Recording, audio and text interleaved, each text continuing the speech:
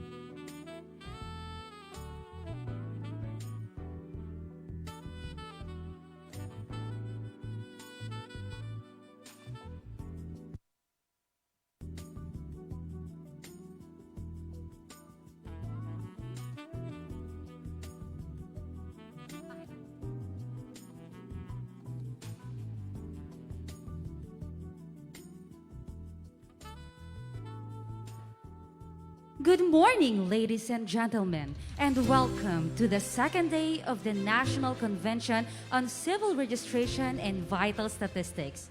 And now, here are your hosts for today.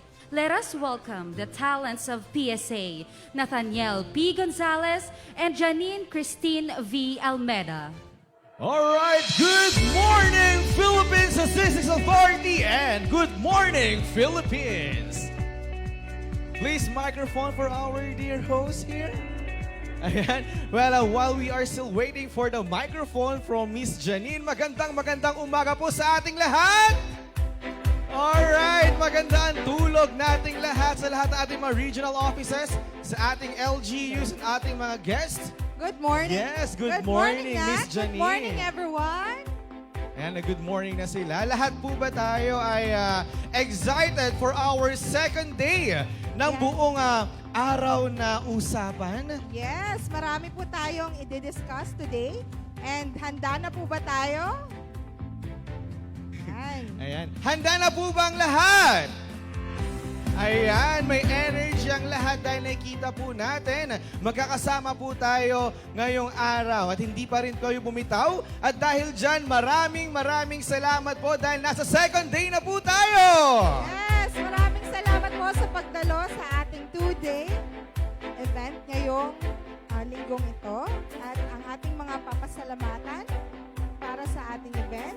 Siyempre, papasalamatan po ang ating Undersecretary Dennis S. Mapa, our former National Statistician, Dr. Lisa Grace Bersales. Good morning, ma'am. Good morning. Our guest from UNSCAP, Ms. Rachel Biven. Good morning. Good morning, ma'am. Also, Good morning po sa ating lahat. Palakpakan po muna tayo bago tayo magsimula sa ating unang session for this event. yes, okay. So, again, welcome to our second National Convention on Civil Registration and Vital Statistics. And by the way, Miss Janine, good morning po sa lahat ng nanonood sa atin on Facebook. And of course, kung meron kayong mga katanungan, comment down below your questions, clarifications, and comments. Magandang umaga po sa inyong lahat. And of course, alam po natin na ang makasama natin from regional offices and LGUs ay nanonood din on our Facebook Live. Magandang umaga po sa inyong lahat. Magandang umaga po sa ating lahat. Alright.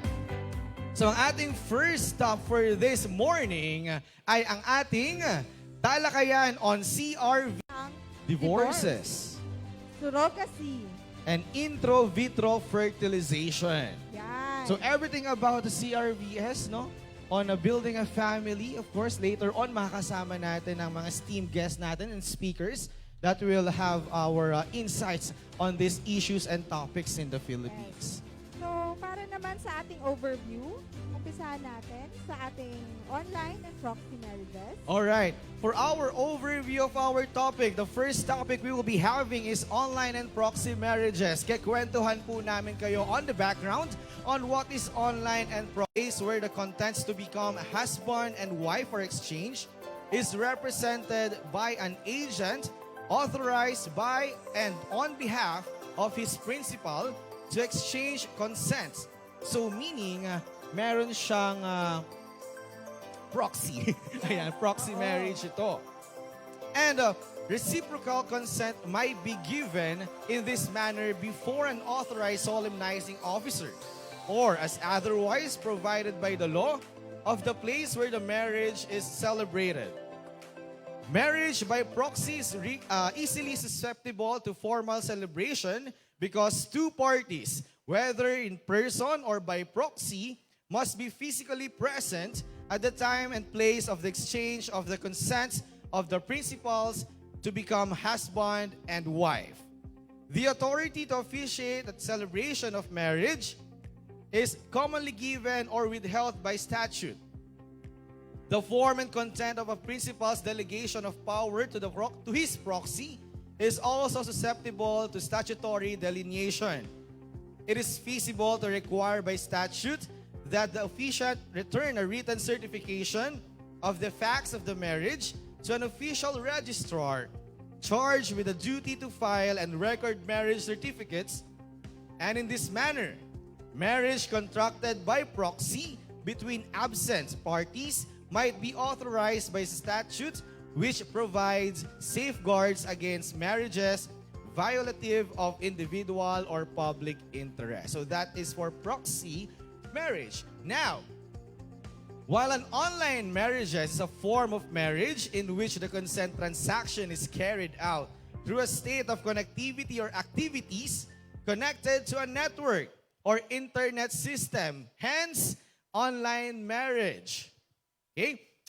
The groom and the bride, the guardian, and the witness do not have to meet each other in person and gather in one place. What exists and displayed is only a form of visualization from both parties through the help of electronic devices such as teleconferences, webcams, or other similar means. An online marriage, in a general sense, is a marriage in which communication is carried out with the help of computers in both places, each of which can be connected to a file server or network. And online marriages, however, online marriages pose the dilemma of legality as to the absence of a lack of clear rules. So, ang haba niya. Yes, Pero, yun pala ang online. later on, yung mga speakers and guests natin will... Legal marriage. There are two overarching types of divorces. Absolute divorce, known as divorce a vinculo matrimony, and limited or relative divorce, known as divorce a menso et thoro. An absolute divorce is a judicial termination of a legal marriage and reverts both parties back to the state of single in the eyes of the law.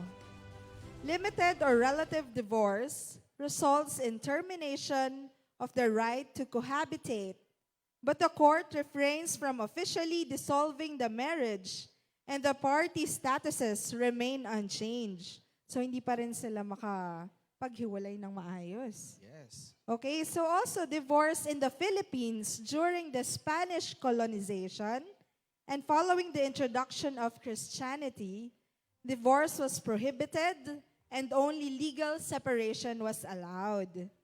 Okay, so divorce was again permitted during the American period through Act number 2710. But the grounds were limited only to adultery by the wife and concubinage of the part of the husband. These grounds were briefly expanded during the Japanese occupation with the promulgation of a new divorce law, which is Executive Order number 141. But this was repealed when the Commonwealth government under the Americans was established in 1944, and Act number 2710 was reinstated.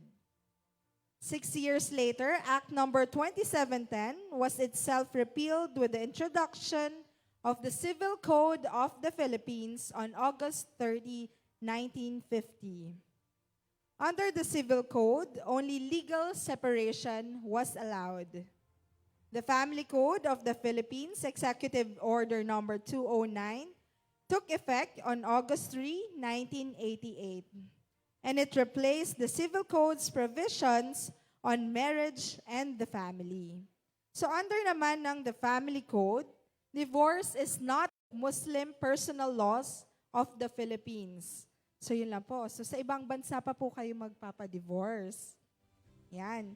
And under the Family Code also, however, provides 3 measures that allow spouses to seek relief from a marriage: a legal separation, annulment of marriage, and declaration of nullity of marriage.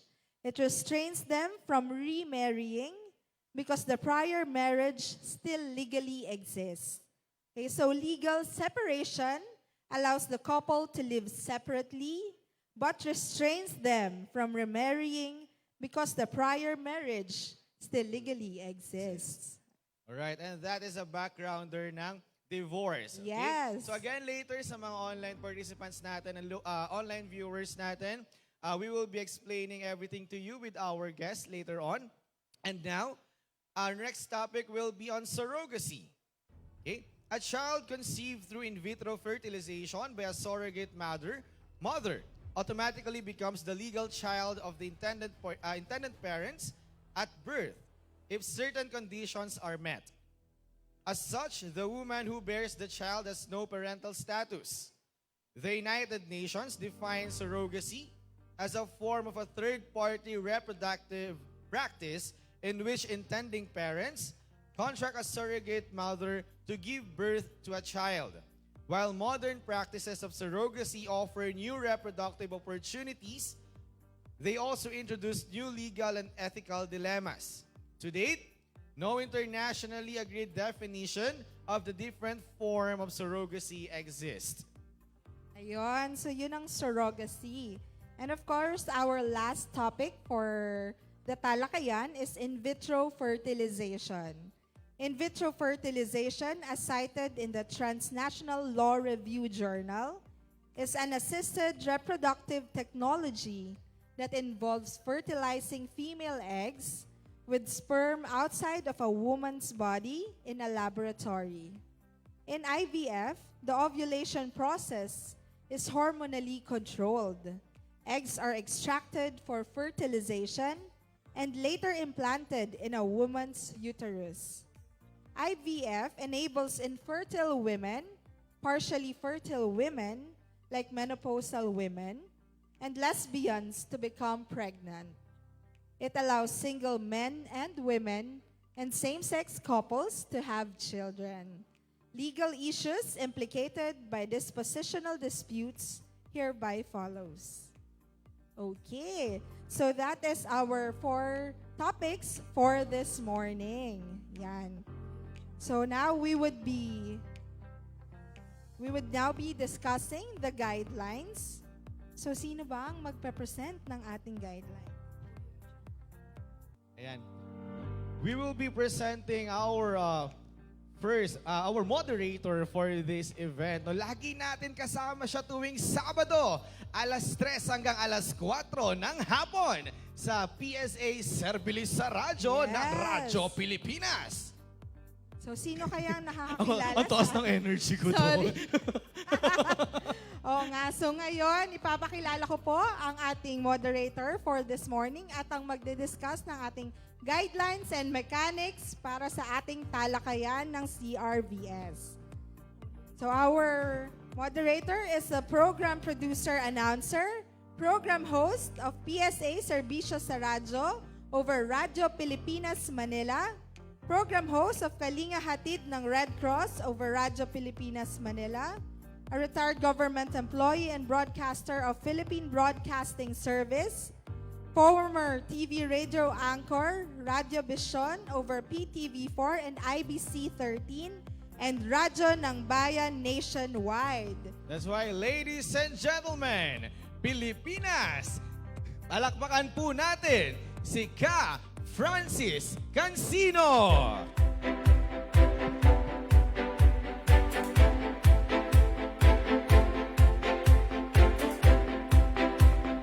Alright, ladies and gentlemen, si Ka Francis, lagi po natin siyang kasama tuwing Sabado.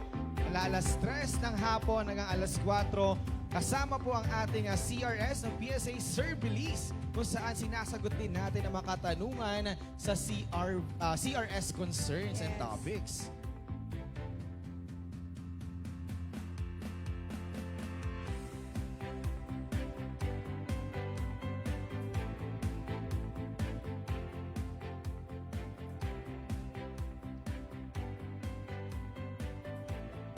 So once again, let's give Ska Francis a round of applause.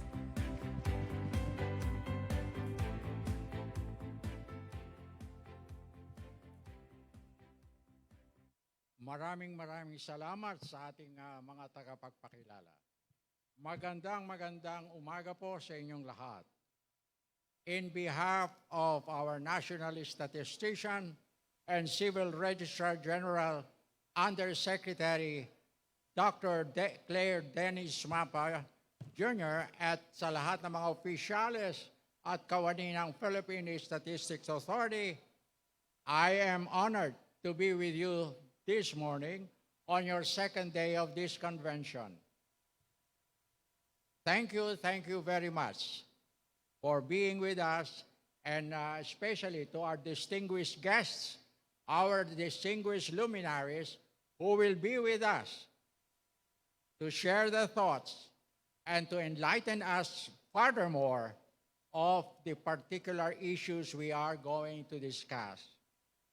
I am very much honored to be with our discussant this morning and the registered participant po umabot natin para sa kanilang response at i-upload to sa Second National Convention on Civil Registration advance to the topic to be discussed by the Talakayan through the QR code to be published by PSA together with their complete name, huwag pong kalimutan, complete name, registered email addresses, designation, office, or agency. Ang overall secretariat and documentation, TWG shall monitor the submission of the submitted questions for screening and consideration. The final list of questions and inquiries, including the respective names of the inquirer, will be provided in advance to the discussant and the moderator for reference. Third, during the Talakayan proper, the moderator shall provide an overview of the topics to be tackled: online and proxy marriages, divorces, surrogacy, and intro-vitro fertilization. 10 minutes time to answer the issues. The participants must be acknowledged first by the moderator before raising the follow-up questions. The manner of the question shall observe proper decorum. Any question that would offend or insult the discussant is not allowed, and the discussant has the right to refuse or disallow to answer. Maliwanag po yan, Huwag tayong maging marahas, The moderator is allowed to interrupt the discussion when it exceeds the allowable time of the session. And finally, those questions that are not answered. San Beda College, Manila. She started her career at the Supreme Court in 1990 as executive assistant at the Office of then Representatives to the International Council. She is a recipient of several awards and recognition, foremost of which are the awards for Judicial Excellence in 2002. Gawad Bunying Abogadong Bulakenyo for 5 times, given by the Integrated Bar of the Philippines, Bulacan College Alabang, University of Santo Tomas, and the Bulacan State University in Malolos, Bulacan. Teaching persons and family relations, legal ethics, and gender sensitivity, among others. During the 2015 and 2019 bar examination, Justice Arcega served as the bar examiner in legal ethics and practical exercises. She also co-authored a book on persons and family relations and legal ethics. Justice Served as an associate solicitor from May 2002 until he was appointed as senior state solicitor on March 2015. Before becoming a lawyer, he is one of the pioneer mediator duly trained by the Philippine Judicial Academy. He graduated from San Beda College with a degree of Bachelor of Arts in Philosophy and Letters. He obtained his Bachelor of Law professor, part-time professor in Xavier University College of Law from 2004 up to present. Also conducted a remedial review on persons and family relations, legal ethics, criminal procedure, and special proceedings. She also have an affiliation in Philippine Judges Association, Philippine Women Judges Association, Philippine Judicial Academy, Integrated Bar of the Philippines, and Federación Internacional de Abogadas. Her competencies and interests are a lecturer and resource person, the Supreme Court Committee on Family Courts and Juvenile Concerns member from 2017 up to present. SC Committee on Family Court, Annex Mediation, Technical Working Group member from November 2020 to present, a lecturer, professor in remedial law and review in persons and family relations, legal ethics, criminal procedure, and special proceedings in Xavier University, trainee facilitator on National Summit of Family Courts, judges, co-organizer, resource person, and facilitator in Sextortion Project, in Naming, Shaming, and Stopping Extortion of Sex, a project of IAWJ and the Philippine Women Judges Association. She is also an editor-in-chief in PWJA Newset. Panelist, International Association of Women Judges for Asia Pacific on COVID and the Courts on June 27, 2020. Also a participant in IAWJ Asia Pacific Focus group discussion, a board of trustee, and in our Archdiocesan Liturgical Commission in ACDO Cagayan de Oro City. Once again, our speaker, retired Judge Evelyn J. Gamotti Neri. Welcome to our 3 discussants and of course our moderator, Ka Francis. Before we start po, we would like to remind our participants that any additional questions that you would like to give our moderator is you could register in our QR code, which has been given to you yesterday in your registration kits po. And it is also flashed in our screens. So you can scan the code, the QR code, and input now your advanced questions for our panelists. Yes, okay. So, ngayon po, ibibigay na po namin kay Ka Francis ang floor at mag-umpisa na po ang ating talakayan proper.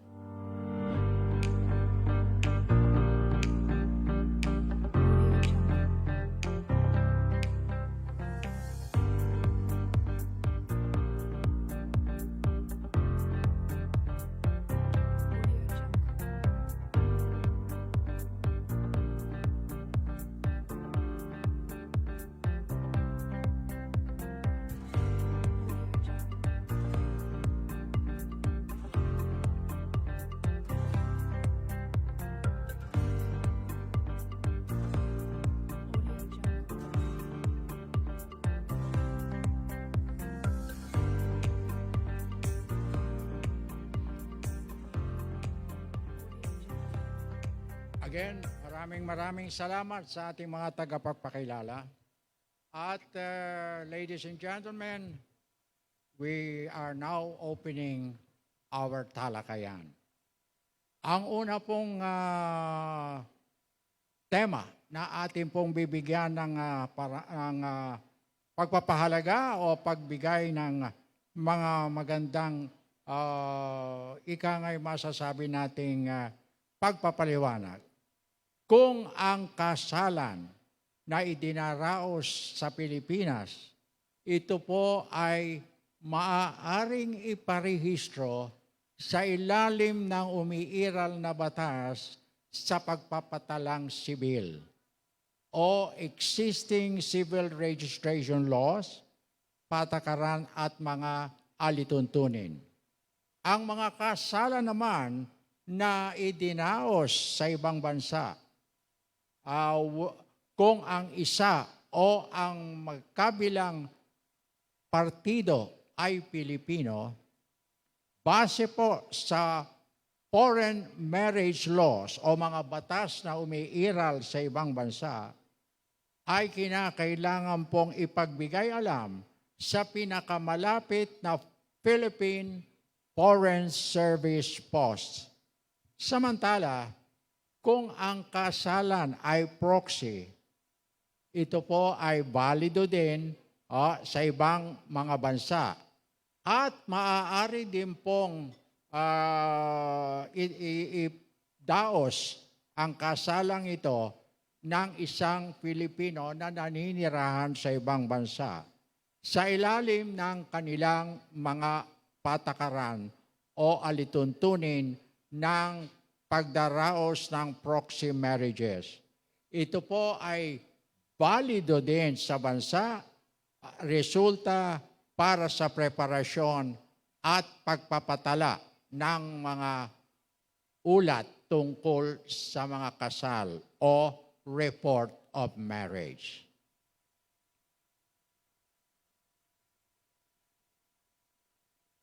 Okay, so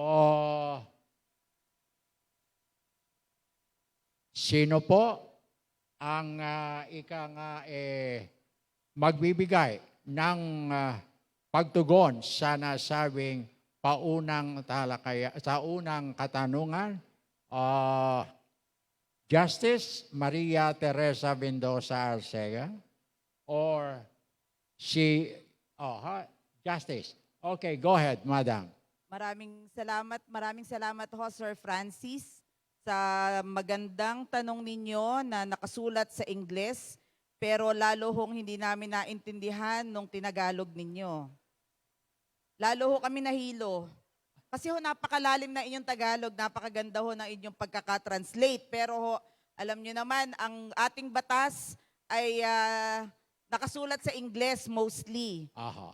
So, pagka ho tinagalog, lalo na ho kaming nahilo. Pero, since nabigyan ho kami ng kopya kagabi ng advanced question, we were able to discuss the answer.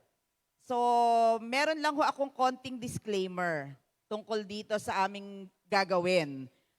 The answers that we will be giving are our personal opinions. Hindi ho namin binabind yung aming, the institution that we are representing. Like, for example, ako po sa Sandigan Bayan, wala po kaming jurisdiction over family cases, but I was a family court judge for a decade, and I am still a part of the Committee on Family Courts and Juvenile Concerns. So with Judge Neri, kasama pa po natin siya sa committee. Hindi po kami nagbabind ng Supreme Court. And in fact, ito pong mga questions na to, yung topics natin, very, very new. No? And so with ASG, hindi po niya binabind yung Office of the Solicitor General. Yun lang pong kagwapuhan niya ang binabind niya dito. Okay po. So, Sir Francis, napansin ko sa question, meron dalawang bagay. One is registration and the other one is reporting. Yes, ma'am. Opo, na pag-usapan po namin kagabi, and let me give you ASG, James, for clarification. Opo. Thank you. Okay. Ipagpatawad po ninyo, Madam Justice. Kaya ko po medyo sinahaluan ng lingwaheng Filipino para po talagang ma-absorb ng gusto ng lahat ng ating mga participants. Tama dahil po. hindi naman po lahat sila talagang masasabi nating of high Well-versed. interest in English language. Opo. Kami din naman po, hindi rin ho. Kaya lang ho, pagka ho tinagalog kasi minsan ang Oho, lalim. totoo po yun. Pero mas naiintindihan. Salamat po. Oo. Thank you, Sir Francis. Now, Thank you, Madam I Justice. give you, Sir James. Okay, thank you very much, Sir James. Hello? Ay, magandang umaga po sa ating Wala nang lahat. mic, please.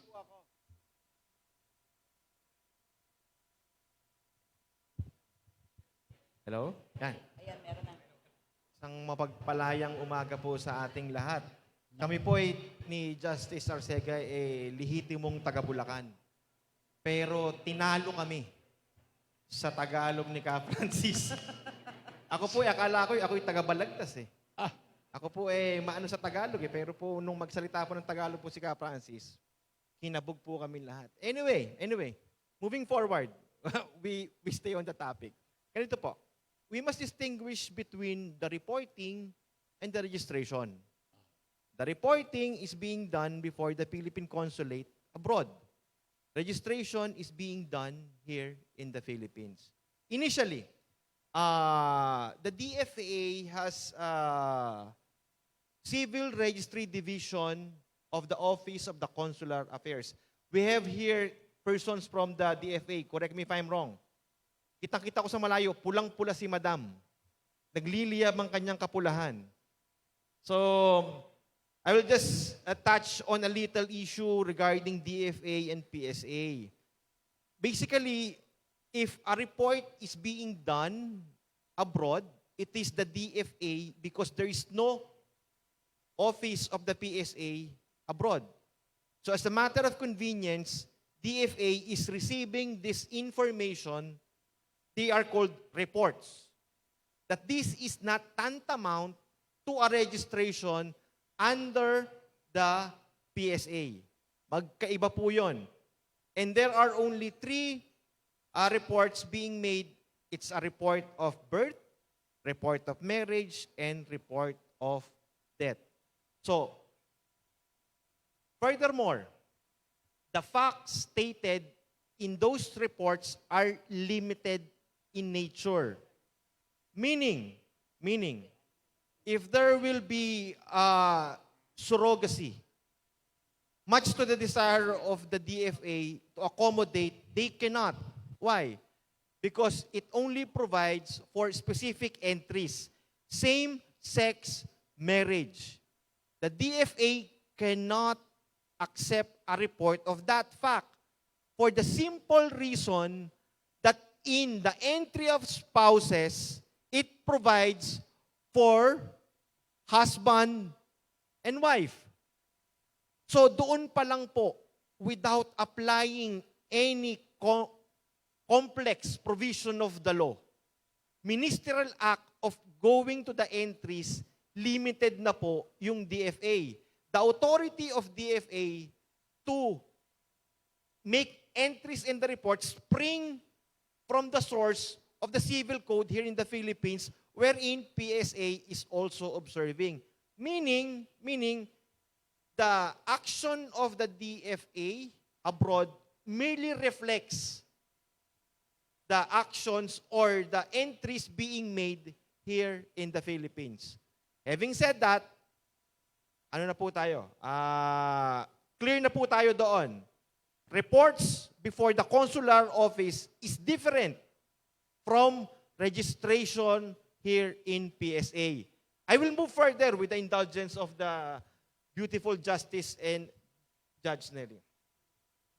Meaning, if a report is being made to the DFA, no person can demand a vested right, registered na po ako, tinanggap na po nung gobyerno eh.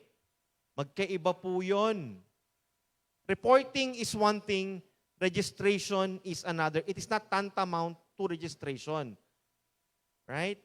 So on proxy marriage, siguro I'll give the floor to Judge Neri. Thank you po. Thank you, SG. Ka Francis, thank you po. Thank you, ma'am. Good morning po again sa lahat. Nasabi ni Justice Arcega kanina, this is a compound question. Nasagot na ni ASG yung tungkol sa reporting at saka sa registration. Allow me to address this query. If proxy marriages are valid in the foreign country, can such marriage celebrated by a Filipino abroad under the rules of proxy marriages be deemed valid in the Philippines? My answer would be no. Bakit po? Tignan po muna natin yung mga prinsipyo that govern Filipinos wherever they go. Under the nationality principle po ng Article 15 of the New Civil Code, reiterated in the Family Code of the Philippines,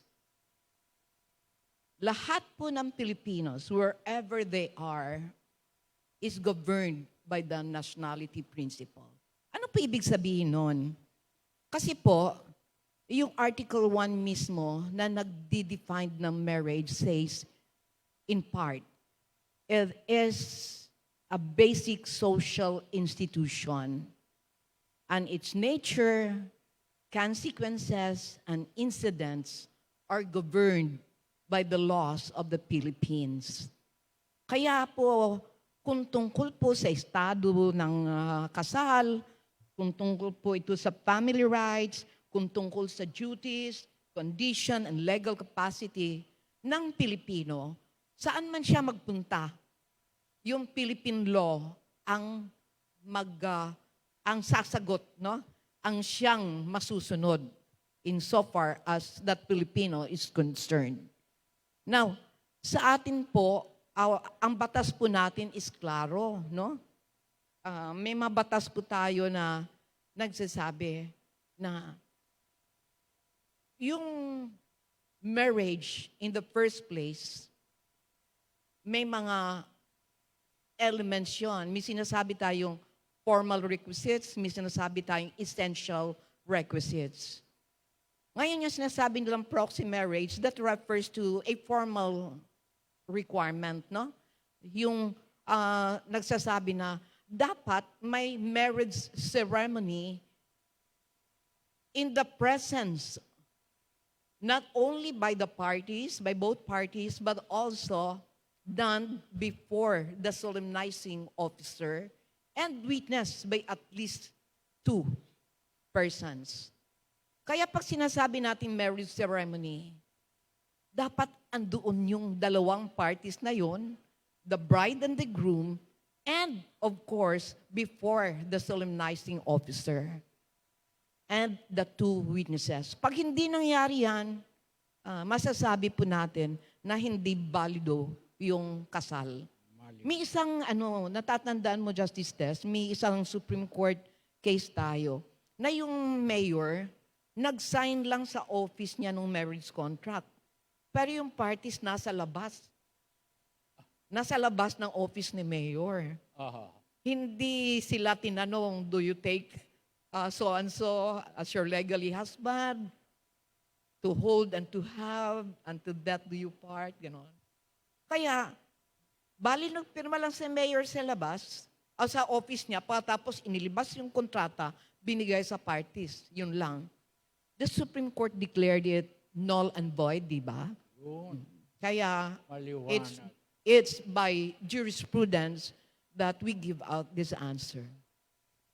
Okay, dagdag ko lang po na binanggit na rin ni Judge Neri yung tungkol sa jurisprudence na binibigay ng Supreme Court. So, pwede namang idalihin ito, no? I-question ito sa court.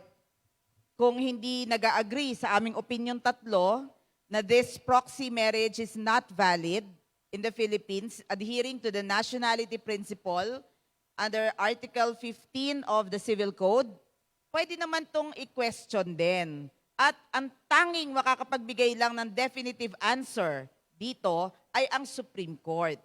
So meron namang chance yung mga nag-proxy marriage. Kung gusto nila, pwede naman silang magtanong. They can they can file a petition and ask justiciable question on this. Pwede nilang invoke yung Article 26 ng Family Code. Pero ang Supreme Court lamang ang makapagbibigay ng pinakatamang opinion dito sa proxy marriages. Pero sa aming tatlo, nagkakaisa po kami na hindi po ito valid.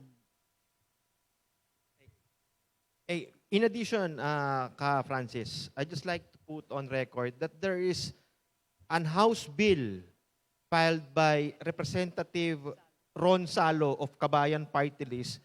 It is the Virtual Marriage Act. In said act, it provides that virtual refers to the use of video, audio, and data transmission devices that allow people from different locations to simultaneously communicate, see, and hear each other. Siguro ito na yung bunga ng pandemic, ano? Mic test. Hindi lang online yung klase, pati marriage ngayon online na rin. Wow. However, there is a provision in the proposed bill that it will require that the contracting parties must be physically present together in the same location. Yun. Yun. Okay. FYI lang po. Salamat po. Maliwanag po yan. Baka meron po tayong mga nais na liwanagin pa sa ating mga discussant. Kindly raise your hand, please. Okay, wala na. Ako na lang ang magtatanong. ASG, kanina po nabanggit ninyo na iba yung reporting at iba yung registration. Yes po, Ka Francis. Okay. Now, kung ang both parties po ay nakapagparehistro at nai-report po sa tamang embahada o konsulado natin sa ibang bansa, ito po ba, ano po ang susunod na step nito? Direkta na po ba itong maiparirehistro sa Philippine Statistics Authority, sa Civil Registration Service? Hindi po. Meron po silang proseso na ginagawa together with the PSA that the report of the DFA Consulate Office will be directed to the PSA and the nagpo-proseso po ng information is the PSA. Okay. Maliwanag po yan, no, mga kaibigan. Mag-add lang po ako, Ka Francis, if you don't mind. The propriety of the Act of Registration still lies on the discretion of the PSA at the end of the day. Okay. Thank you. Thank you, Ka Thank you Francis. very much, ASJ. Okay, ang susunod nating katanungan, in an online marriage where the Filipino spouse was in the Philippines at the time the marriage was officiated, is it proper, valid, or legal for the local civil registry office of the city or municipality having a territorial area of jurisdiction of the Filipino spouse was at the time of the said online marriage to prepare and register the certificate of marriage. Okay? Unahin ko na si ASG. ASG.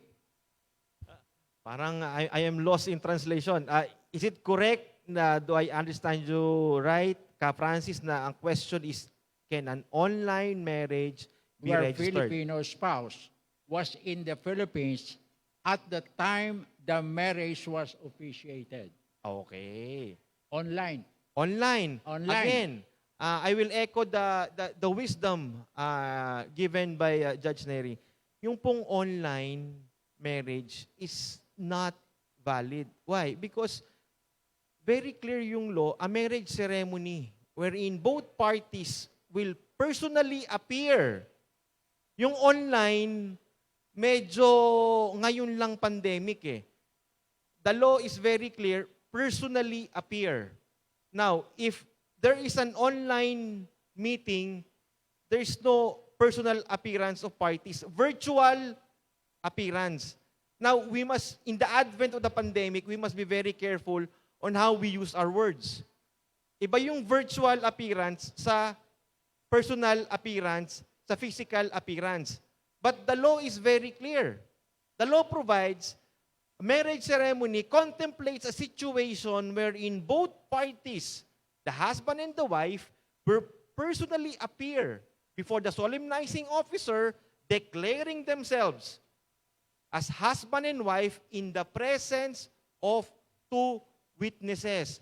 Now, Ka Francis, yun pong tanong po nyo is an online marriage, meaning they don't personally appear before the solemnizing officer. Therefore, there is an absence of the formal requisites, which is a marriage ceremony. So, hindi po pwedeng i-registered po ng local civil registrar. I submit, siguro, just... If I may add, Ka Francis, yung question, isa sa answer ni ASG.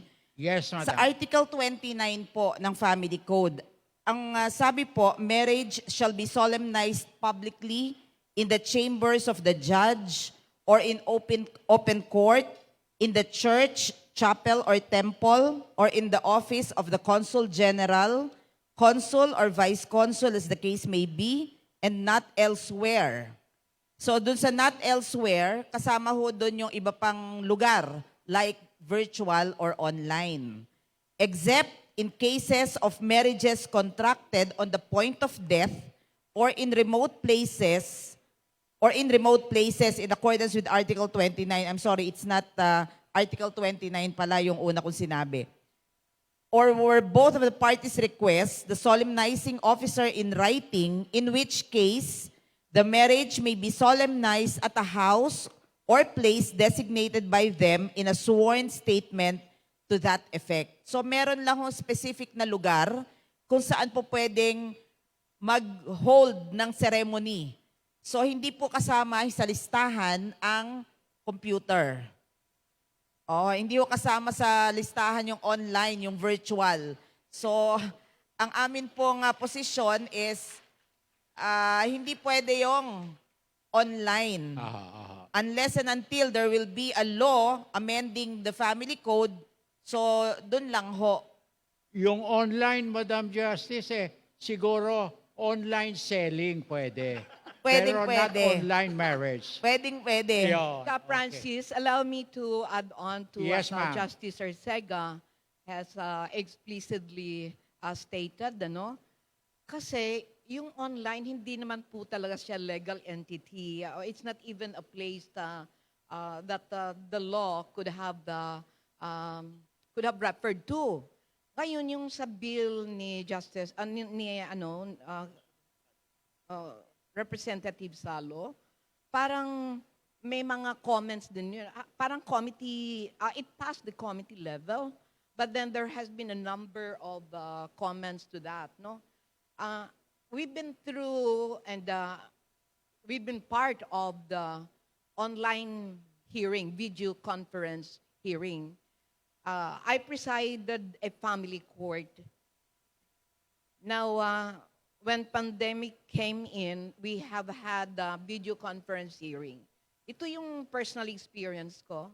Talagang napakahirap po mag-hearing to video conference. Kasi makikita mo lang yung witness.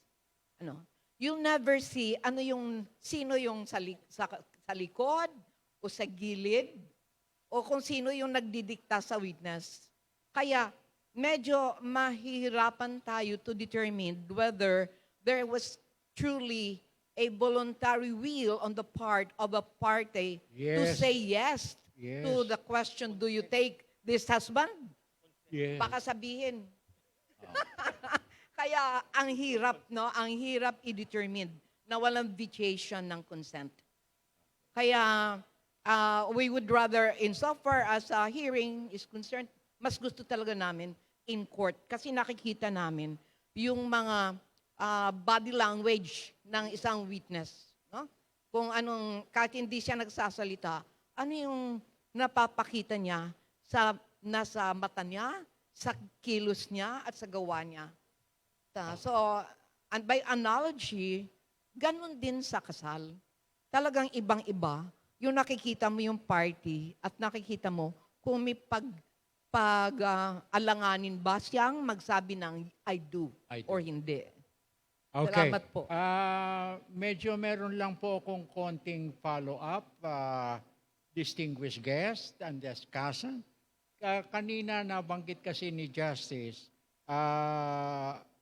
yung tungkol sa solemnization of marriage na isinasagawa ng ilang mga solemnizing officer. With due respect to our solemnizing officer, Madam, kinakailangan po ba ng isang solemnizing officer will officiate marriage na outside of their religious sect? Halimbawa po, ako pastor ng isang sekta sa Cavite. Pwede po ba akong mag-officiate ng marriage outside of my jurisdiction?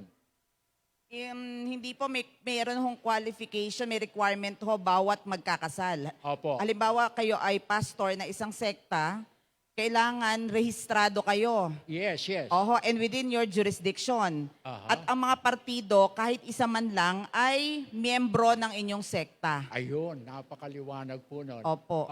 Pero kapag gumawa siya ng solemnization outside of his or her jurisdiction, masasabi po natin ba from the very start that the marriage is null and void?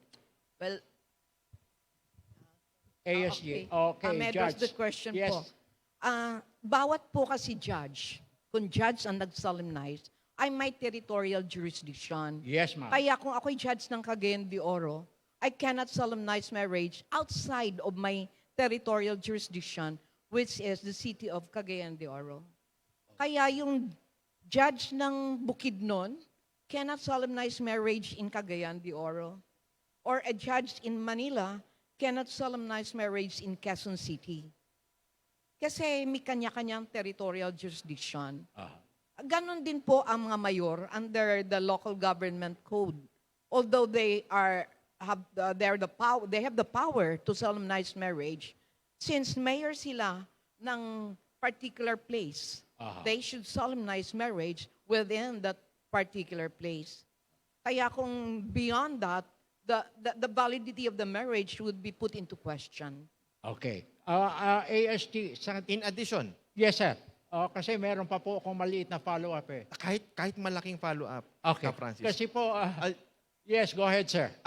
I'll just add to the wisdom of Justice Arcega and Judge Neri. Meron po tayong tinatawag na good faith marriages. In the event na yung solemnizing officer is not authorized, however, one of the parties believes in good faith that the solemnizing officer has an authority to solemnize the same, valid pa rin po. Kaya yung mga nag-solemnize ng mga medyo questionable, yun po yung usual defense na ginagamit, the good faith marriages. Ano po yung maliit at malaki yung tanong ka, Francis? Katiting lang po, ASG. Huwag po kayo magkalala, bigyan ko ng katiting na sagot din. Kasi po, nabanggit natin na kung lumabas sa jurisdiction, meron po bang legal liability ang isang solemnizing officer? Meron po. Sinasabi po doon sa Article 4, Ka Francis, a defect in any of the essential requisites shall not affect the validity of the marriage, but the party or parties responsible for the irregularity shall be civilly, criminally, administratively liable. Maliwanag po yan, no? Ladies and gentlemen, napakaliwanag po. Okay. Yes, Madam Justice? Bago ko ho makalimutan, gusto ko lang ho sanang papurihan. Nandito na rin lang ho tayo sa gawing registration. Ano po? Gusto ko lang hong papurihan yung mga LCR, local Civil Registrar. LCR, Ayan. Local Civil Registrars. Ayan, okay. Pinag-uusapan po namin kanina, napakahihigpit po ninyo. Alam niyo ho bang sumasakit ang loob namin kami ho na mga nagkakasal, siyempre ho, hindi ho namin napapansin yung mga kaunti-unting mali doon sa marriage contract. Tapos po, pag may kaunting mali, napirmahan na ho ng 20 ninong at ninang. Pinresent po sa inyo. Pag may kaunting mali, ayaw nyo pong tanggapin. Ang hirap ho magpapirma ng 20. Iyan ho ay isa sa aming sakit ng kalooban. Pero, yan naman po ay initial lamang. Dahil, ang binibigyan ninyo ng benepisyo ay yung mga partidos because later on, di ba ipapakorek din nila, gagastos din sila, maaabala rin sila. Kaya umpisa pa lang, pinuputol nyo na ang kaligayahan. Kaya ho, kinokorek na ako, saludo po sa inyo. Saludo po ako talaga sa inyo. Wow! Pero kung po pwede ho, wag ho masyadong masungit. Ano? Alam ho namin na marami kayong trabaho. Pero ho, yun naman ho mga nagpupunta sa inyo, may mga kanya rin din problema. Kaya wag naman masyadong masungit. Pakisabi ho sa mga tauhan. Ano po? Pero saludo po kami sa inyo. Maraming salamat po. Okay. I would like to confirm what Justice Arcega has said. Kaya talagang nagtalaga ako ng tao when I was still in service. I retired July of this year, no? Nagtalaga po ako ng tao na tinitignan yung mga entries na galing nga sa LCR. Ngayon, kung nagdadalawang isip siya, sinasabi niya kagad sa parties, you go back to the civil registrar para they could already make the necessary changes or modification. Kasi pag, tama nga yan, pag narehistro na, gagasto yung parties eh. They would have Right. to file a Correction. petition to correct the entries in the marriage certificate. Now, we would want to avoid that. Kaya sa pagiging very strict ng civil registrars natin, kunting-kunti na lang po ang natatanggap naming petition to rectify entries in the marriage certificate. Mabuhay ang ating mga civil registrar officer. Okay. Francis, Yes, sir.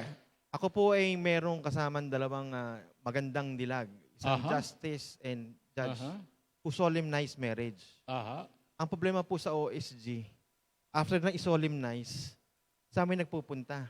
Bakit po? Pinapaanal. Asus Mariosep. No, I'm just...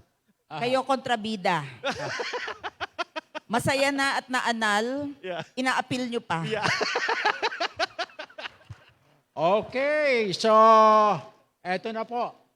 Last question natin tungkol po sa surrogacy. Okay.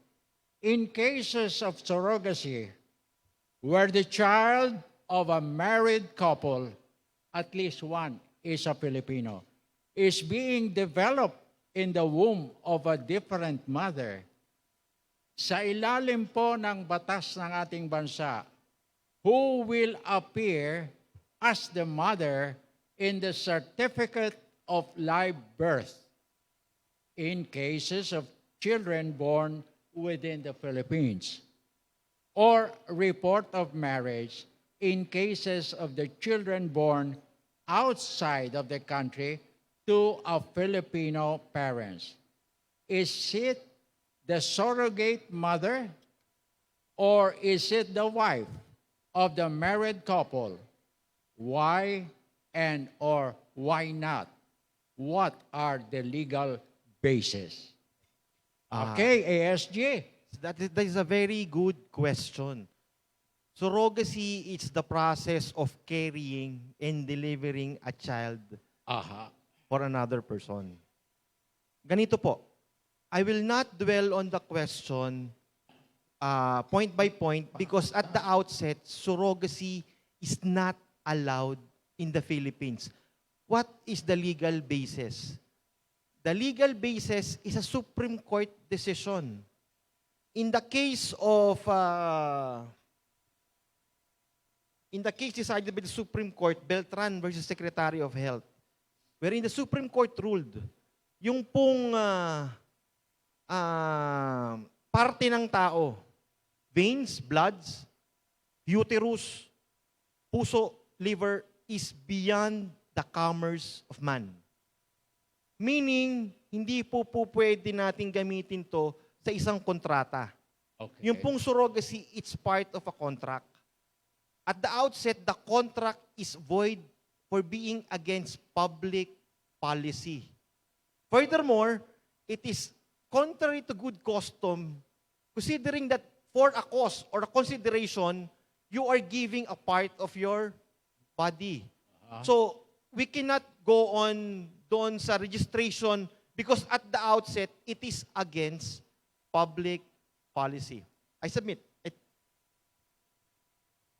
Okay, so hindi po common nakikita natin si Dr. Vicky Bello na finoflaunt niya yung kanyang anak daw Daw. kay Hayden Ko. Hayden Ko. At itong yung nagtitinda ng pabango, si Joel Cruz, the aficionado, di ba? Ang dami niyang anak. Biruan nga po namin, nagpalahi ng mga anak sa Russia. Hindi ho ibig sabihin na nakikita natin sila in public, balido ang kanilang ginawa. Ano po? Hindi po. Dahil wala pa ho tayong batas on surrogacy. Kaya hindi ho na namin sasagutin yung mga tanong. Ang marerehistro iyon doon sa birth mother. Birth mother. Kung sino yung nagluwal, siya yung nanay nung bata. At kung siya ay anak nung husband na nagpakontrata, illegitimate child siya. Wow. Illegitimate child yung bata. Pero hindi siya magiging rehistrado na anak nung asawa ni husband. Kasi wala ho tayong law on surrogacy. Maliwanag po yan. Pwede po magdagdag ka, Walang Francis. batas na umiiral sa surrogacy sa ating bansa. Okay, may dagdag si Judge. Okay, go ahead, Judge. Thank you po, Ka Francis. In addition to that, dahil nga walang batas, they can also not be charged before the court because of having been or having availed of surrogacy. But the point is this, may nagiging violation po sa, yung UN Convention on Human Rights or the rights of a child. Rights of the child. Yeah. Karapatan po ng bata na malaman kung sino yung totoong nanay niya. Kaya dapat nakalagay po dun sa certificate of birth niya who the biological mother is. You cannot leave it blank even. At saka kahit walang batas that could penalize them, we have some other laws like the trafficking laws or the attempt to commit trafficking na kung sino yung gagamit ng mga, ang tawag dito, yung mga birth certificate na spurious or what we call simulated birth certificates could be liable for that, especially if the child is subjected to trafficking. No? Kaya yung simulation of the birth certificate in itself is punishable and punishable by law, by our penal code. No? So, pag sinasabi mo anak mo yan, when in truth and in fact hindi, you could be liable for simulation of a birth certificate. Kung ilalagay po na ang tatay at ang nanay, yung husband and wife, na hindi naman siya yung nagbuntis, ilalagay nila doon na legal nilang anak yon. Yun ho ay po pwede silang kasuhan ng simulation of birth. Pero marami pong mga ganyang pangyayari, Justice. Ano po? Wala naman ho nagkakaso. Yun lang. Oo. Kasi meron tayong mga sinasabing late registration at kung ano-ano pang mga pamamaraan. Nangyayari po yan. Wala lang sigurong Interesado. nakararating. Wala hong interesado na magkaso. Ayun. Wag lang ho silang tatakbo sa politika. Mahahalongkat. Mahahalongkat. Okay. Aha. At Okay. saka why risk? Ah? Why risk? Bakit hintayin natin makaso tayo? Yun, It's okay. best to avoid doing acts na pwede tayong makaso. Di ba? Baka tatakbo na naman kay ASG para mag-apila. Okay, so ladies and gentlemen,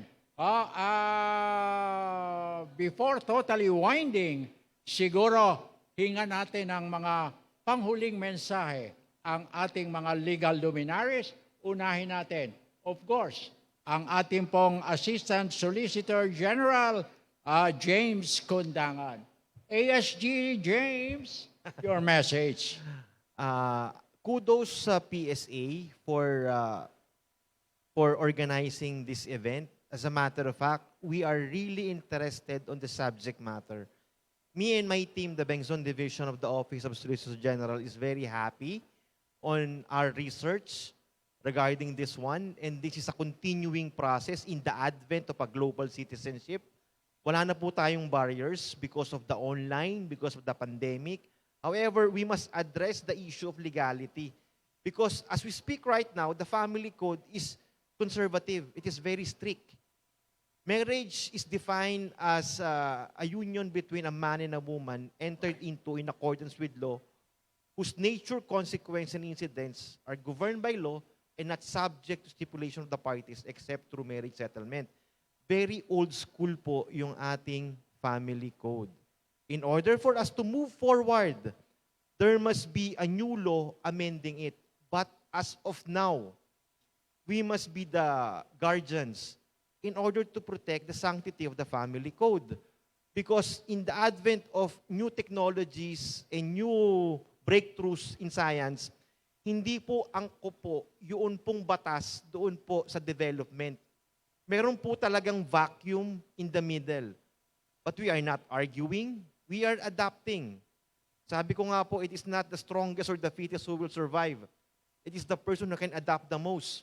We must adapt on the situation. However, much to our desire to adapt, if the law is very clear, very specific, we cannot do anything about it. And I will echo the sentiments of Justice Arcega and Justice Neri of the dedication of the local civil registrar. Yung pong frontline, yung medical frontline, ngayon lang pong pandemic po yun. And kudos to them. However, yung pong LCR has been there from day one. You are protecting the sanctity to determine the legitimacy and illegitimacy of the status of a person.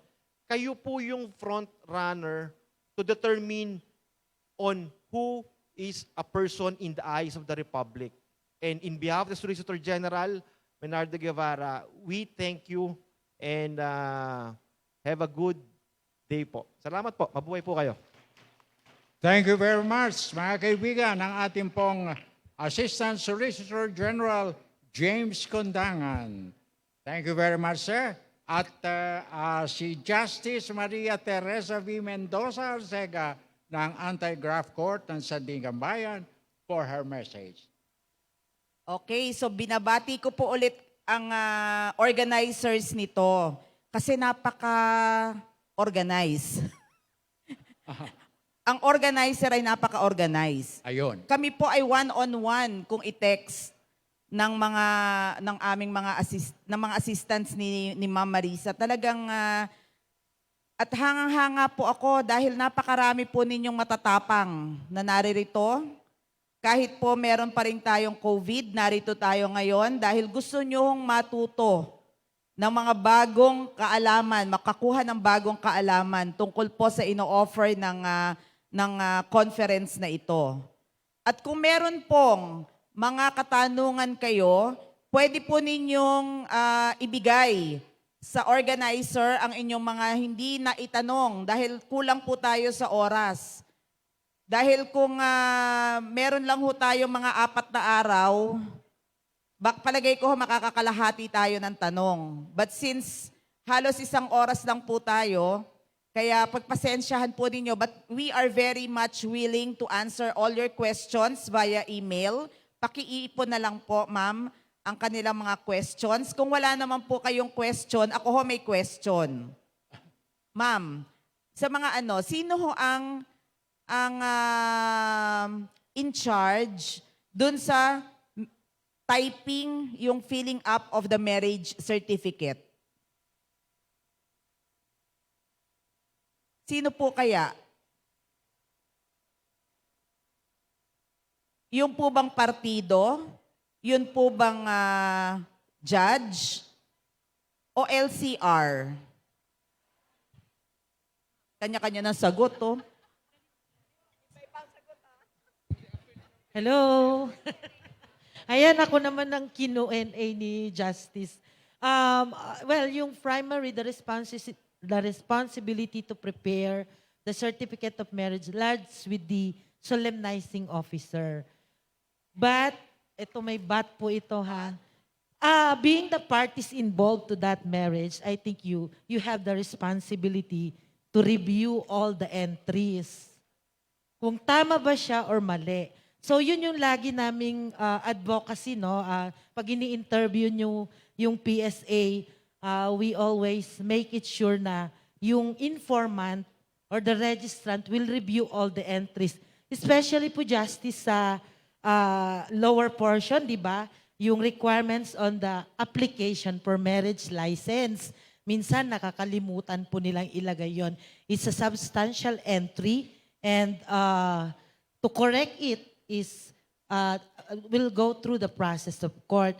So yan. And the other thing na common na error po, siguro sa excitement po nila magpakasal, nakalimutan po nilang pumirma. Yon. It's either one or both of the parties did not sign the document. So, 4 copies po kasi yon, Justice. So, ayun, minsan nakakalimutan po nila. And yung mga cases na ganon, we refer it back to the LCR so that they can forward the signed copy to the PSA. Meron ho kasi ako nabasa in the course of my teaching. Article 24 of the Family Code says, it shall be the duty of the LCR to prepare the documents required by this title and to administer oaths to all interested parties without any charge in both cases. So wala naman hong problema doon. Yung ano ko lang ho is the documents required by this title. Kasi ho, hindi naman ho, ako ho, tutulungan ko ho kayo as a solemnizing officer. Kaya lang ho minsan, naaawa po ako doon sa mga parties, no? Balik-balik po sa LCR. May alam po ako mga LCR na nagbabalik-balik yung mga tao. Di ho ba? We are here to serve the public. So kung po pwede ho, na i-guide po natin sila. Yun. Kasi kawawa naman po, ala ho silang alam, wala ho silang koneksyon. So sasabihin ko, punta kayo sa LCR, you get the form there, tapos wala kaming typewriter o wala kaming, yung computer namin hindi nakadesign para dyan, baka po pwedeng makiusap kayo na ipasok din yung mga entries doon, kung po pwede. But marami po ang di-decline. Kaya balik-balik yung mga tao. Yun lang naman ho ay konting suggestion lang ho. At lambing. Na kung po pwede ho, lalo na yung mga mahihirap na tao na nagpupunta, balik-balik, nauubos yung pamasahe nila, nakakaawa rin. So alam ko ho, ginagawa po ninyo yon. Dahil ho, para kayo sa serbisyo publiko. Yon. So maraming salamat po and congratulations to PSA. Okay, thank you very much, Justice Ortega. At siyempre pa, hihingan rin natin ang kanyang mensahe, ang ating buting Judge Evelyn Gamuten Neri, RTC Judge Branch 19 of Family Court. Judge, your final message. Thank you, Ka Francis. First and foremost, I salute the PSA through its head, Marisa. I really appreciate providing us this privilege to be part of your national convention. Thank you very much. For everyone present, let this too be considered a privilege. Learning is a never-ending process, di ba?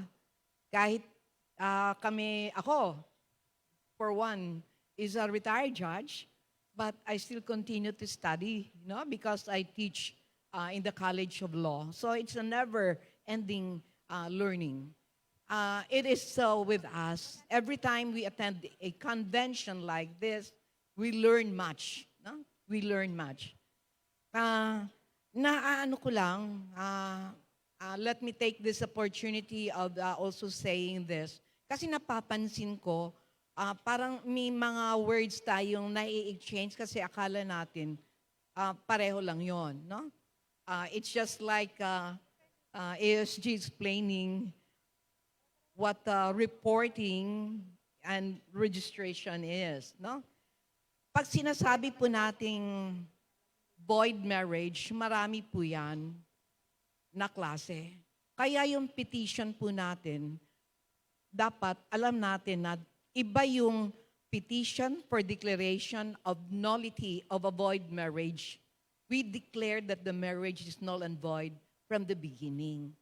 Iba naman yung petition to annul a voidable marriage.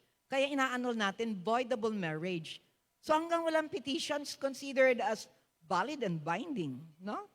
Pero yung declaration of nullity of marriage, the marriage in itself, talagang wala. It's as if there was no marriage at all from the very start. No? Kaya yun ang pinaka-common mistake even of practicing lawyers when they file the action in court. No? So, binabantayan natin yung mga proper or appropriate word. No? Kasi pag sinabing annulment, voidable yung marriage. Pag sinabi natin declaration of nullity, void ab initio or void from the start. Okay? So, sa totoo lang, the questions that were given us and those that were raised before the convention were challenging questions. It made us research and go back again. But as a matter of guide, a rule of the thumb is this: pag hindi klaro sa atin kung void ba, valid ba, or voidable yung marriage, let us always go back to the basic.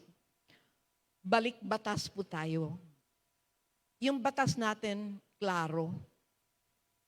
Principle of nationality and the basic principle that although marriage valid where contracted is valid everywhere, even in our country, it is subject to exceptions. Di ba? Dinidefine ng family code ano yung mga void marriages. Nasa Article 31, which refers to lack of capacity, yung even with consent, yung mga marriages without license, without authority of the solemnizing officer, ganon. Dinidefine din yan sa Article 36, where there is psychological incapacity on one or both parties. Sa 37, when we refer to incestuous marriages. 38, when the marriage is against public policy. And in situations indicated from Articles 50 to 53.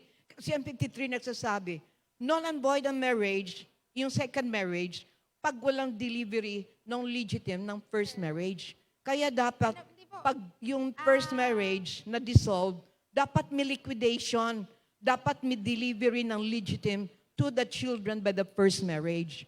Pag wala yun, null and void yung second marriage. So, all these are the guides. We just go back to the law. Balik batas po tayo. So, again, thank you so much and God bless us all. Okay, thank you very much. Mga kaibigan, before totally winding, we would like to extend our sincere thanks and gratitude to our distinguished personalities who have shared their valuable time and, of course, adding more color to the success of this Talakayan in the second day of our convention. Assistant Solicitor General James Kundangan, Judge Evelyn Gamutin Neri, and Justice Maria Teresa Mendoza Arcega. Thank you very, very much. Ladies and gentlemen, let's give a round of applause. Maraming salamat po sa ating mga discussants and kay Ka Francis as our moderator. To our discussants, please stay on the stage po. We'll be giving your token of appreciation and plaque. We would start with Ka Francis po for the token of appreciation. Maraming salamat po. Alright, maraming salamat Ka Francis. Nakita rin kita in flash. Nakikita lang tayo sa Zoom, Ka Francis. Papasyal kami sa susunod na mga kabanata. Yes po. Yes po. Habang iniintay po natin ang ating token of appreciation, of course, ang mag-aabot po niyan, our dearest ANS Marisa Grande. And to give the token of appreciation to our moderator, Ka Yeah. Francis Cansi. Let's give her a round of applause. Maraming salamat po, Ka Francis. Thank you so much. Yes, and now to award our discussants, let me call on to give the token of appreciation and the plaque. And before we award the certificate, the plaque of appreciation, let me read the citation. And of course, this is to be given by ANS Marisa Grande. ANS Socrates Ramores. Please join us on stage. Thank you so much.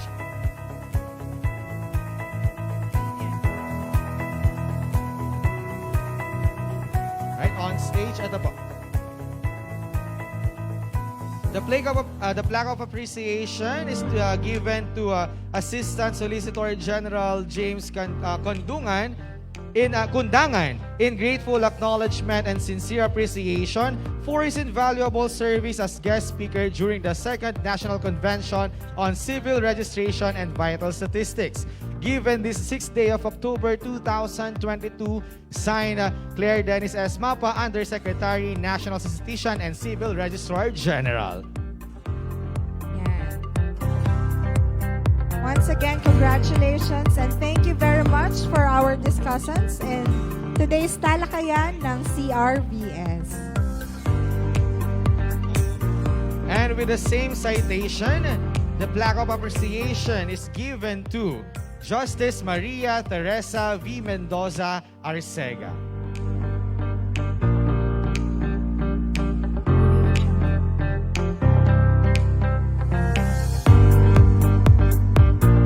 And of course, with the same citation, the plaque of appreciation is given to Judge Evelyn J. Gamotin Neri.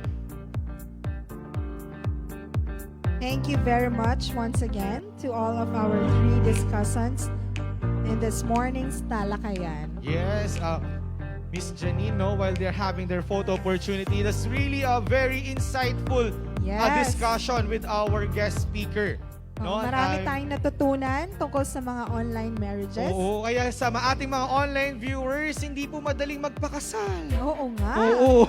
At Madaling mag-divorce. mag-I do, di ba? I do. I do. Hindi pero, lang pala ganon. Pero yung mga kaakibat ng mga batas at kaakibat ng mga responsibilidad ng pagpapakasal ay medyo komplikado. Oo, tama. Ngayon, so hopefully po, malami po tayong natutunan at yung mga katanungan po natin Yes. iba ay sasagutin po natin via online din Tsaka po. piliin, di pa rin tapos sa kasal eh. No? Habang nagpo-photo op pa sila, piliin natin ang mga kasama natin habang buhay. Ang hirap magpa-divorce. Dahil Yes. wala tayong divorce. Di ba? Ang hirap magpa-anal. Oo, yan. We have to respect the sanctity of the family code of the Philippines. Yes, thank you very much. Alright. So, Yan. habang inaayos pa natin, gising pa ba po ang lahat? Nagpa-process pa sila ngayon ng... Gising pa po ba ang lahat? Ayun. Kamusta po ang mga nasa likod? Okay pa po ba tayo dyan? Yung mga nasa likod, ayan, kumakaway pa sila. Kaway-kaway naman po ang mga Ayan. nasa likod. Ayan, mabuhay po tayo lahat.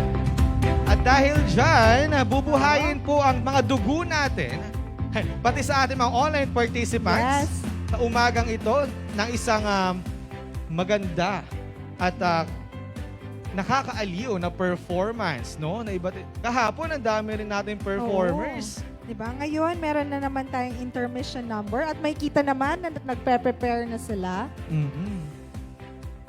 Actually, hindi nila nakikita. Ay, hindi pa nila kita. Ayan. Ayan. So, bigyan lang natin Pero sa sila. discussion, ang dami ko rin natututunan, no? As in talagang from different topics on civil registration Yes. and the documents that you are going to Pati prepare. yung mga comments daw na binibigay, tapos may revision na marami na palang nakapirma. Of course, and they given a clarity, no, to sa lahat. Almost this topic kasi madalas yan na nadi-discuss on PSA Survey sa radyo. Yes So po. there's a lot of things na alam natin na nung mga nanonood online, no, na all about marriages, all about the surrogacy.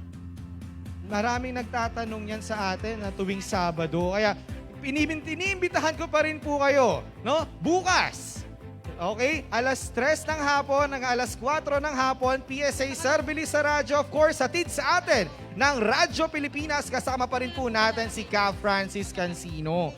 Diba? At buong team ng Radyo Pilipinas, si Ma'am Kate.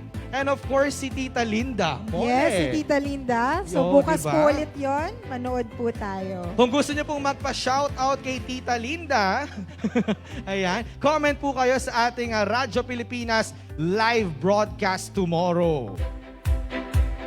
3 Yes. o'clock in the afternoon 3 to o'clock 4 p.m. Or pwede nating extend yan kung marami tayong mga katanungan. Yan. At masasagot pa rin po ang ating mga katanungan na hindi po natin natapos ngayon. Kasama pa rin natin dyan ang Civil Registration Service.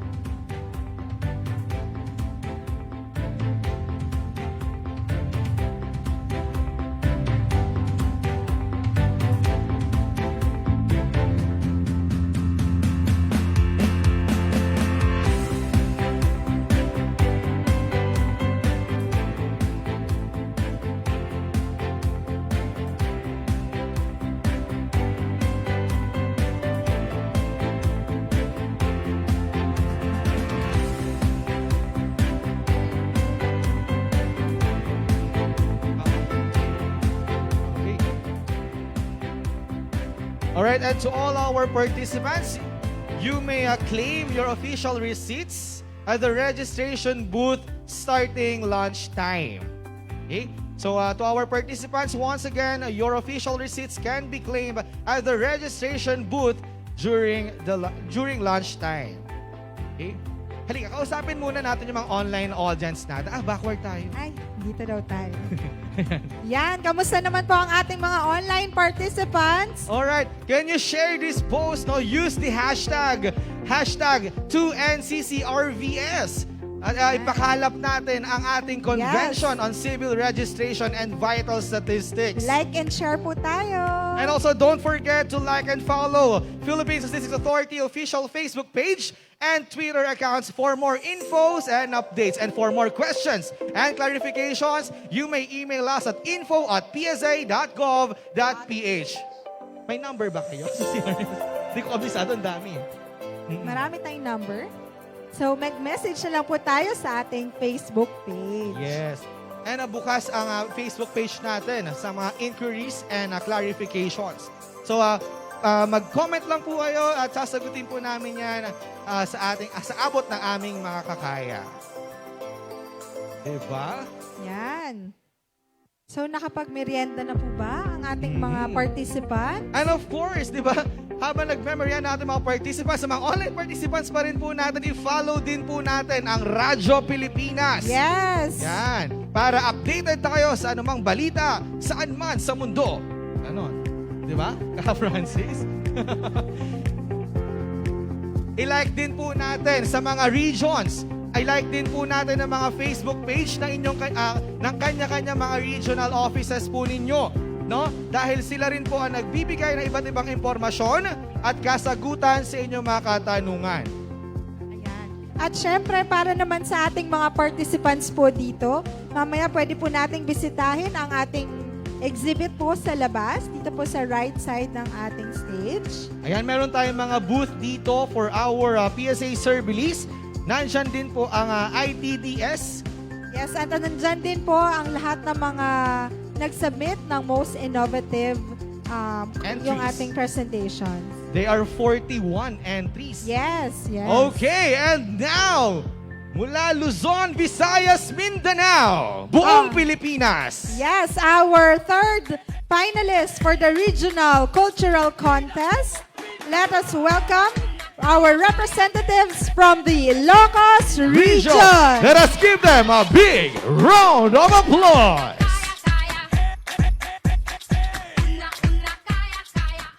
Ladies and gentlemen, let us all witness the performance of Pangasinan Civil Registrars Association, presenting the rich culture of Ilocos and Pangasinan through music and dance.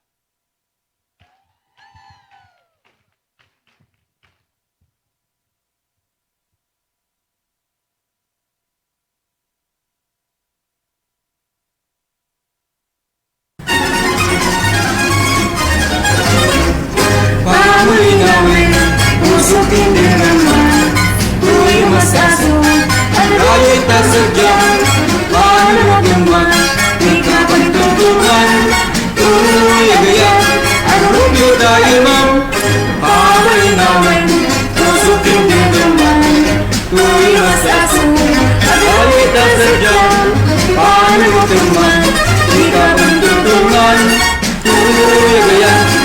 Rugno'y kaimang, isumpiyok kahipatan, tanasudo na'y kanagan, ay sa dinkayang, lugar sa dinuman, lumalagip lang, usok tinabang aran, isumpiyok kahipatan, tanasudo na'y kanagan, ay sa dinkayang, lugar sa dinuman, lumalagip lang, usok tinabang aran.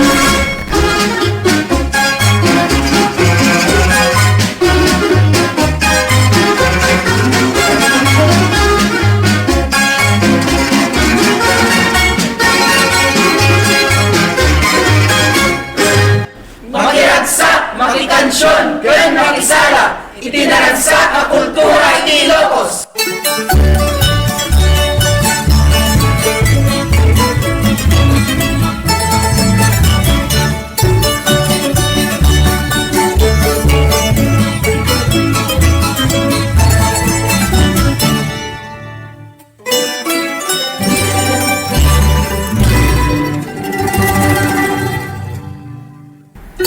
Sa papasulan, ting magdang iremastan, kapitan si bagsang tulog-tulog si bulan-bulan.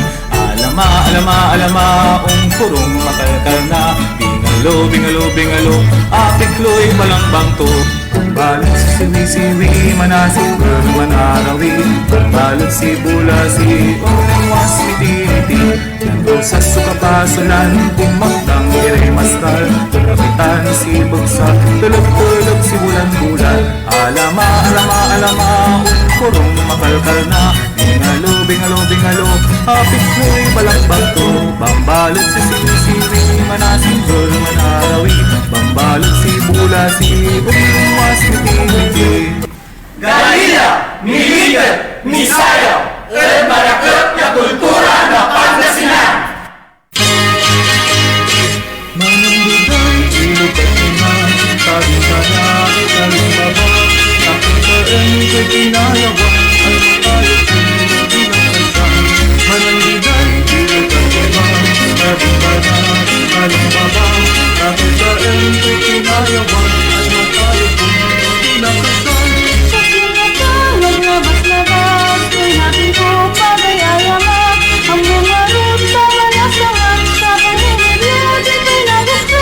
Kasi mukhang naglabas-labas, may natin ko pagayayama, ang mga root sa malasangan, sa pangingilyo, di ko'y nagusto. Kunang di kay ilog at lumas, tabi ka ng ikaling baba, takita empo'y ginayawan, ay matayang tunog ginagpasan. Manang di kay ilog at lumas, tabi ka ng ikaling baba, takita empo'y ginayawan, ay matayang tunog ginagpasan. Madilag kailangan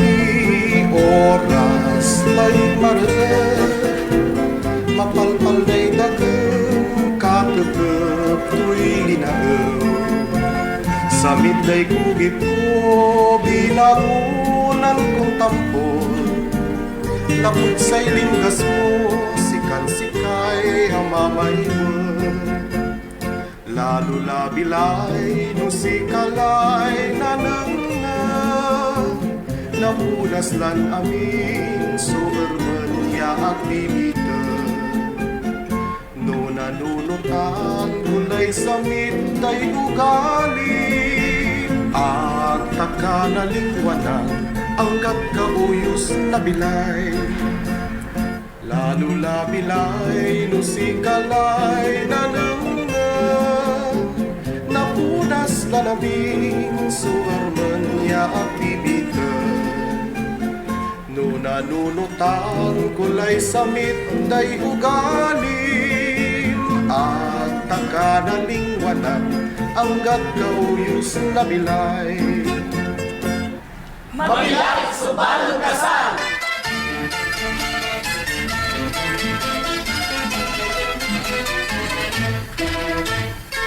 Di maibilin ko lang kanyang anak ko, tagda-asawa mo. Ayatom ni bakit mo, saan mo isuna kabkabilin? No adaman ti sa inyo paginawatan, pagtungtungan nyo na siya, tapno maurnos yung adagos. Kinoong kapamilyakan tol, ay aywanam isuna anak ko, saan mo isuna baybayan? Kanti importante ang kararag kayo ngayon. Anako, aroon nyo subalang sinansakoy. Bernardo, agmo didimutan na lima so asawam. Nuwalay agyo pantatalusan, pantungtungan yun maong. Yan unaligwas so ilayo. Mandasal kayo, gawin nyo so Diyos ya katawan, so sentro na buuan yun pamilya. Wadya kamin at tatang iyo, yaman ang tabayad si kayo. Manaruan kayo, jat irap tan inawa. Itan nyo kami, yalabinduan ako. Abalayang dawin kay kamatungan, paanak ka, sumanitaw ko lang. Abutin ko'y manugang ko, sayawan ko'y kindo-kindo. Payurugin ko matlag sa pag-abay ko, pangitak na ko'y tuwan panangaro. Balit sa'y manunaan pangwa, sayang waran puson nanpak na. Balit kumon suaruan tanwa, balak na palya ang dadangga. Say dwaran puson nanlakipan, saksak ko'y kiraiglik na. Manaruan kan mamtulungan, mabulaslas tiranggon bambilay. Say dwaran puson nanlakipan, saksak ko'y kiraiglik na. Manaruan kan mamtulungan, mabulaslas tiranggon bambilay.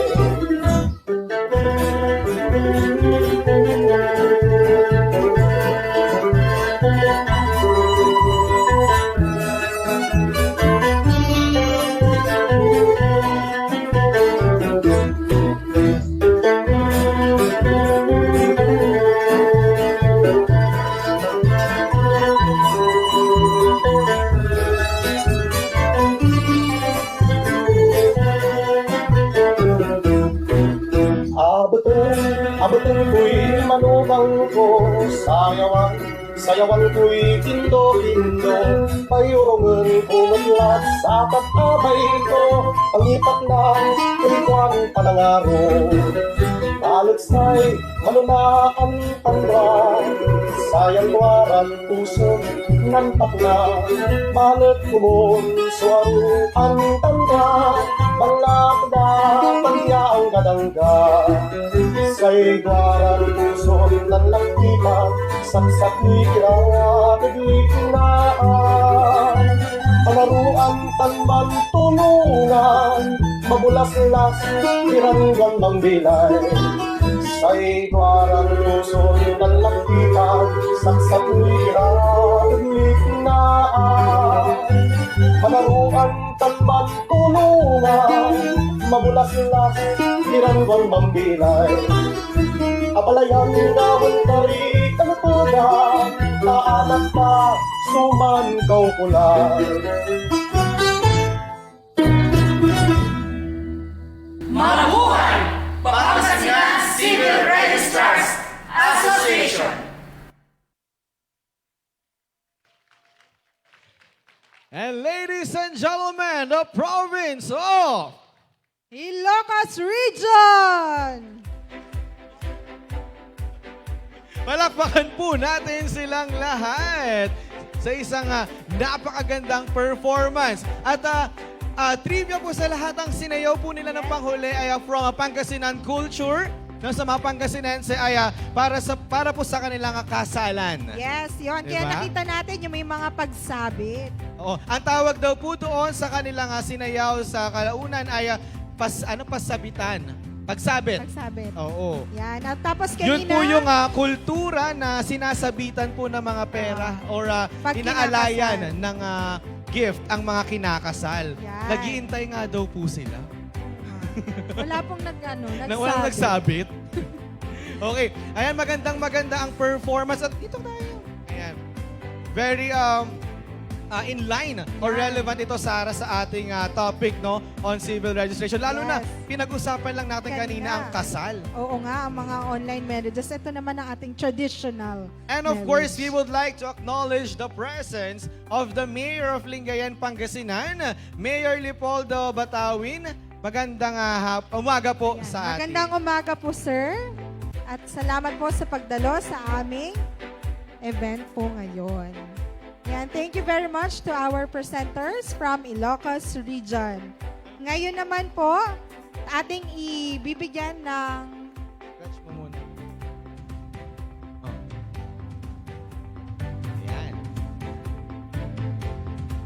Yan, maraming salamat po muli. By the way, para po sa ating mga participants, no, sa may iba pang manonood, for our viewers, you can always check our live broadcast. You can always replay it for you to watch the performance later on. Okay? Ito po ay sa ating PSA, PSA Facebook official page. Facebook page. Yes, Ka Francis.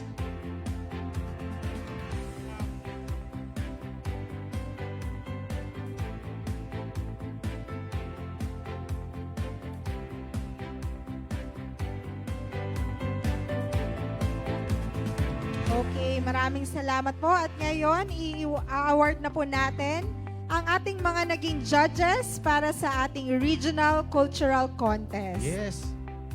Again, no, nakita ko sila RD Sheila, sobrang proud. Yan, ang ating Region 1.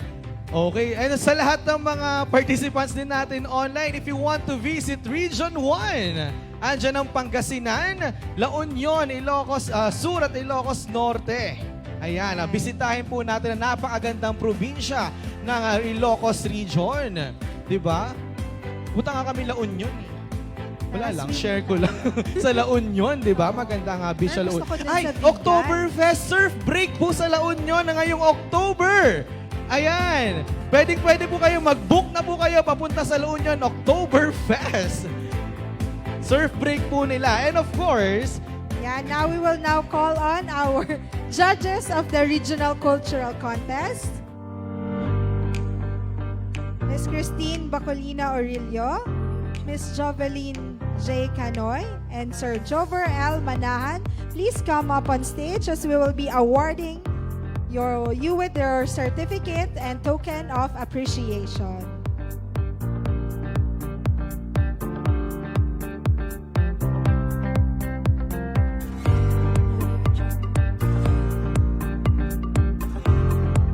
Okay, let me now call on Ms. Christine Bacolina Orillo to receive her award and token. the award of the certificate of appreciation will be given to us by Deputy National Statistician Daniel Ariaso, together with OIC DNS Minerva Eloisa Esquivias, and of course ANS Marisa Grande. let us give them a big round of applause. Ayan.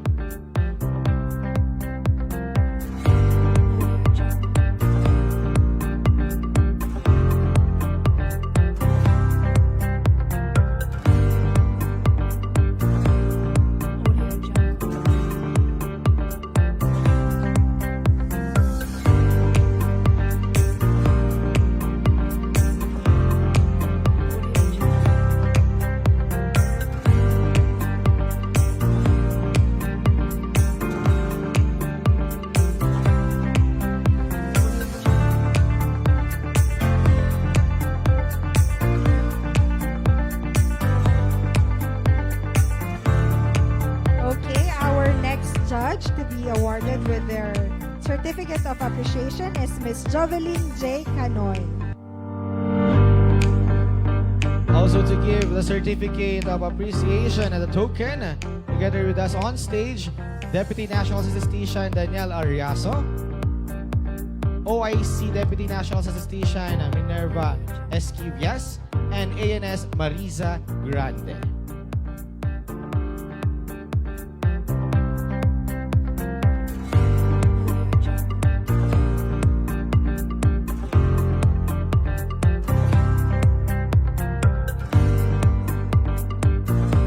And our last judge is Sir Jover L. Manahan. Please come up on stage.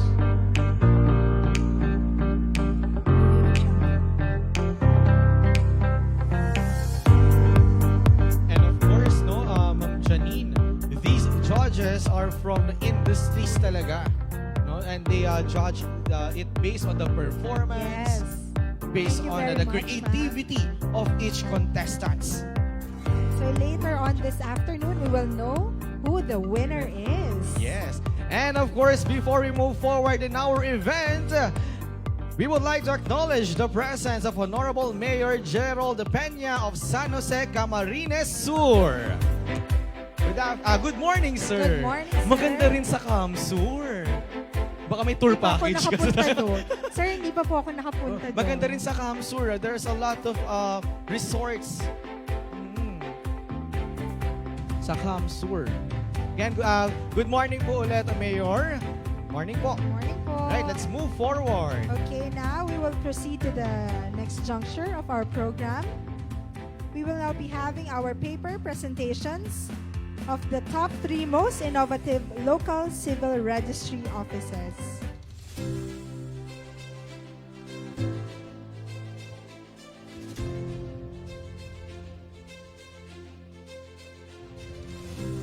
Our first presenter is Sir Joan Jude Jojo Reyes Lopez, Municipal Civil Registrar of Lingayen, Pangasinan. He graduated from Bachelor's of Laws in University of Pangasinan and Master's in Developmental Management, Pangasinan State University. He was the Vice President of the PANCRAP and the Bids and Awards Committee Chairperson. He had a commendation from Sangguniang Bayan for the Kasalan Bayan, and he was recognized through SB resolution from Sangguniang Bayan. Once again, let me call on stage for his paper presentation, Sir Jojo Reyes Lopez. Thank you very much, Momsters. Good morning to the PSA officials headed by Undersecretary Claire Dennis Mapa, our Assistant Secretary, Daniel Ariaso Sr., the organizer of the second NCCRBS, headed by Engineer Marisa Grande. Special mention to my mayor, who is very supportive, the national spokesperson of the League of Municipalities of the Philippines.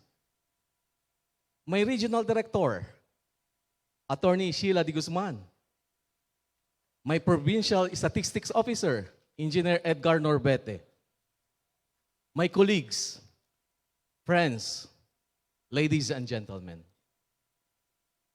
Civil registration made easy through digitalization. This innovation is all about speed, accuracy, and cost efficiency. Since 2015, Lingayen LCRO has been using this system, the Republic Act 9048, 10172, application for marriage license, and the scanned documents. All are already tried and tested. Sa katunayan nga po, noong 2016, Lingayen LCRO was awarded as the most innovative LCRO by the PSA Region 1. Now, we have additional new systems. the court decree and order, the legal instrument, and the endorsement systems. The court decree and order system is just like the Republic Act 9048. It is a user-friendly. On the left side, left column, is the question, and on the right column is yung kailangan nating i-fill up. Itong system na to prepares the certificate of authenticity, certificate of registration, the annotations, and the endorsement letter to PSA. Imagine, sasagutan mo lang yung nasa kanan, siya nang gagawa lahat ng mga forms na kailangan natin i-submit. Magic. Also, with the legal instrument, just the same, it's also user-friendly. On the left column is the questions need to be answered, and on the right column is yung answer mo naman. Itong legal instrument system na to, ginagawa rin na rin niya po ang certificate of registration, annotation, and the letter endorsement to PSA. With the endorsement of birth certificate, marriage certificate, and death certificate system, yung mga wala pang birth certificate, ngayon may programa ang PhilSys, PBRAP.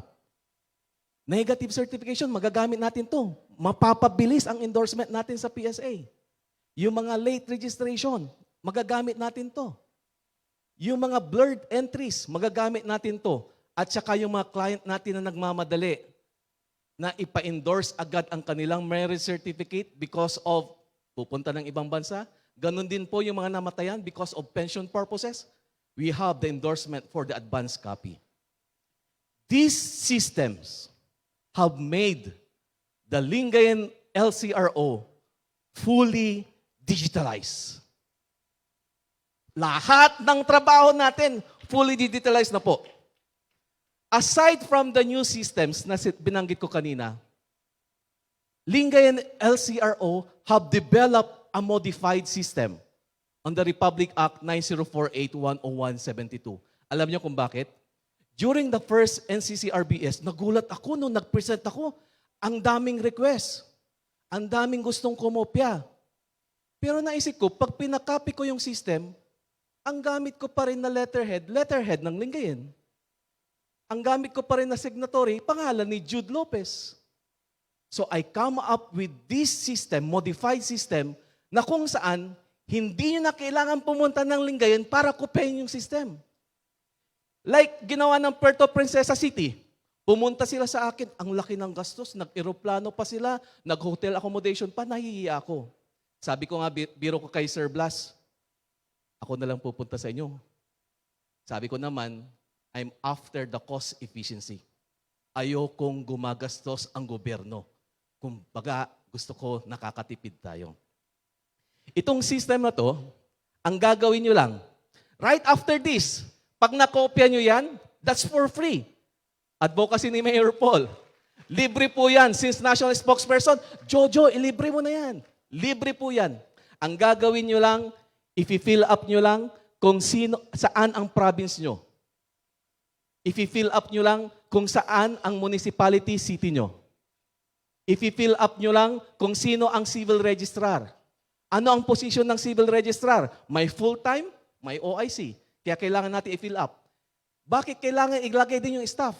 Sometimes tayong mga MCR, CCR, naka-official trouble. Sino magre-receive ng petition? It's the staff. Kaya kailangan natin din yung staff.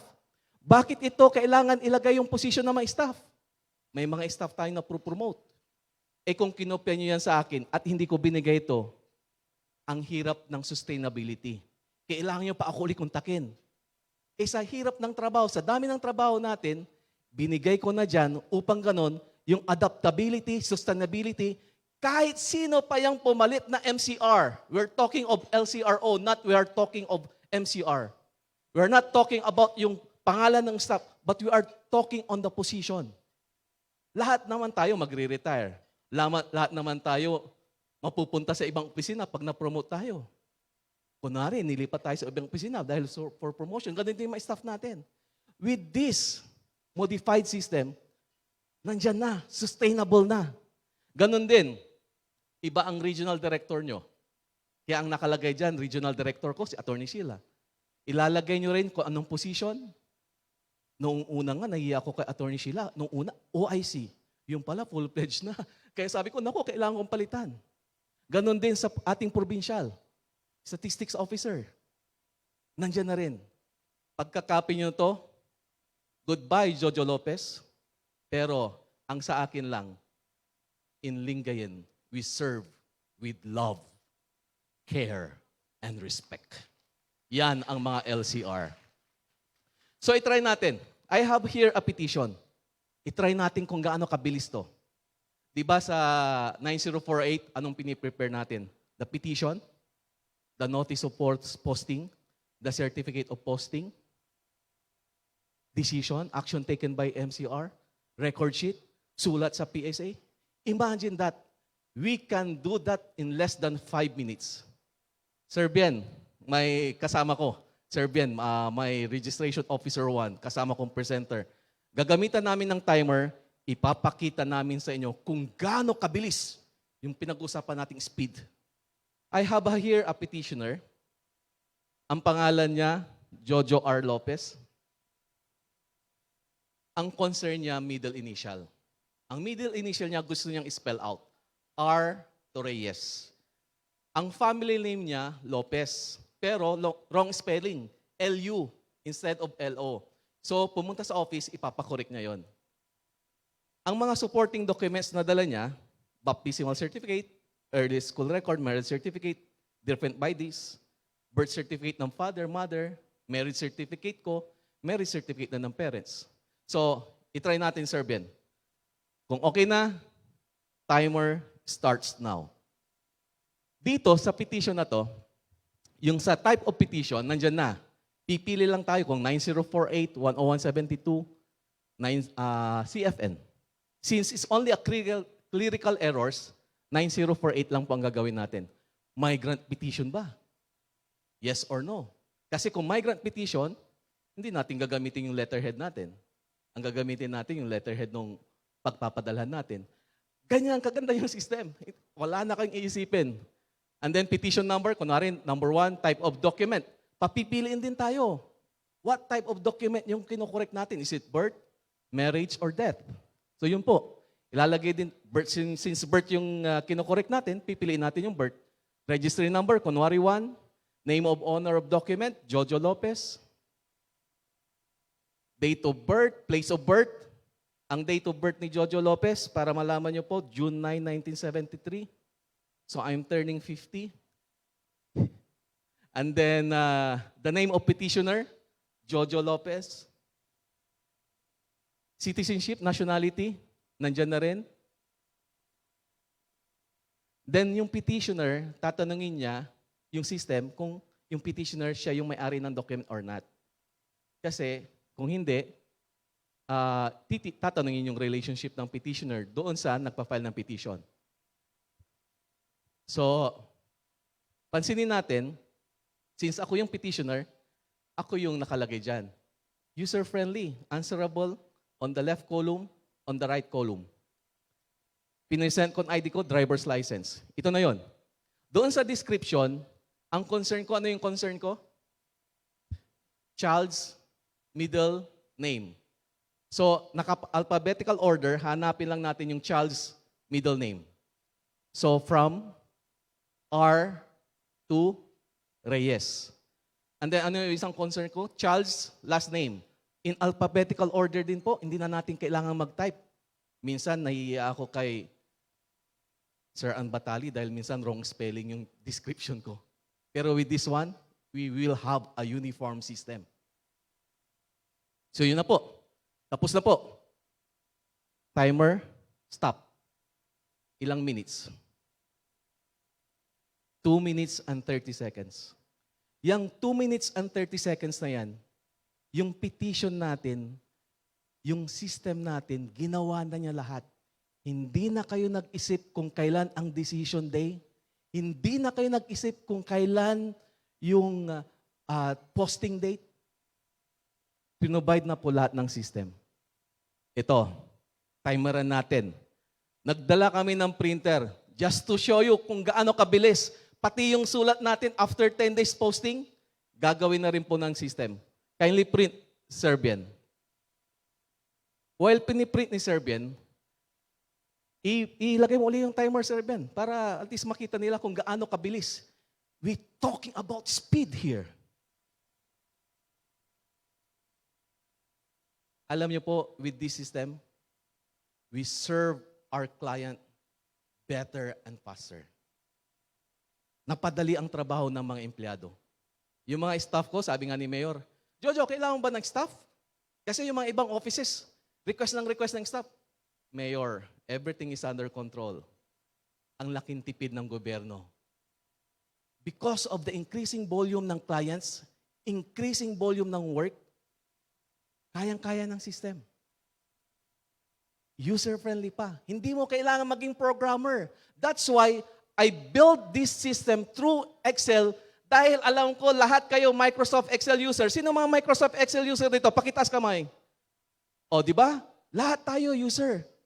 Eh kung binanatan ko ng programming language yan, higher end, dahil ako programmer din ako, binanatan ko ng mga higher end programming language, ma-edit nyo ba? Hindi. Napakasimple. Microsoft Excel just like Microsoft Word. At ito ang pinaka-importante sa lahat. This modified system is libre. After my presentation, we're going to give you magazine. Pinaprint pa ni Mayor Paul. This is a coffee table magazine na kung saan pwede niyong gamitin. Naka-feature na po lahat ng mga system natin dyan. Yung mga best practices, yung mga kasalang bayan, nandyan na po lahat. This system has been copied na yung mga nag-copy po, ang saya-saya po nila. Camera, paki-focus po kung totoo yung sinabi ko. Ito yung sulat natin sa PSA. Nakikita po ba? Ayan. Meron? Dapat di ako magalaw, no? Oh, so ito. So ito yung sulat natin sa PSA. Nagawa na po ng system. Next. Certification. Pag humingi ng certification client natin. Next. Ano to? Petition. Siya na ang lagay. Ginawa niya lahat ng petition natin with the letterhead at kung sinong nag-receive. Next, verification. Ginawa na rin po ng system. Pipirma yung client, pipirma ang MCR. Papanotary na lang. Or si MCR, nonotaryoan niya. Next. Certificate of action taken by MCR. Hindi kayo nag-isip. Even yung staff nyo na ang gagawa ng encoding, nagawa na yung action taken by MCR. Siya na ang nag-compute ng date of decision kung denied or granted. Next. The certificate of posting. Next, the notice of posting. And the next, the action taken by MCR. So imagine that. Lahat in less than 5 minutes. Tapos po lahat ng trabaho natin. Yung gagawin natin after 10 days, nagawa na rin po ng system. So this system is for free with our advocacy na makatipid ng budget ng gobyerno, with our advocacy to serve our client better and faster, with our advocacy na maging accurate po yung mga result, minimize errors. Yun po. Maraming salamat po. To God be the glory.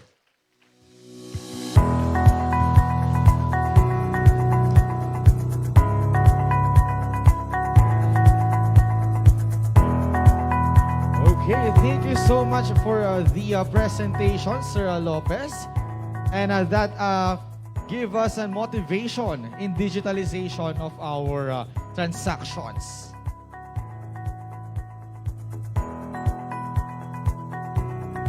And to move forward for our second paper presenter, she received Masters in Public Administration from Notre Dame of Marble University. City Civil Registrar of the local City Civil Registrar's Office General, City Civil Registrar of the local Civil Registrar Office, General Santos City, official designation as a city government department head, 2 since 2019, and a previously city government assistant department head 2 of LCR GSC from 2014 to 2019. Ladies and gentlemen, I present to you Miss Nenita Flores Elivera. Good day, everyone. In General Santos City, mag-greet po kami ng isang magandang Jansan.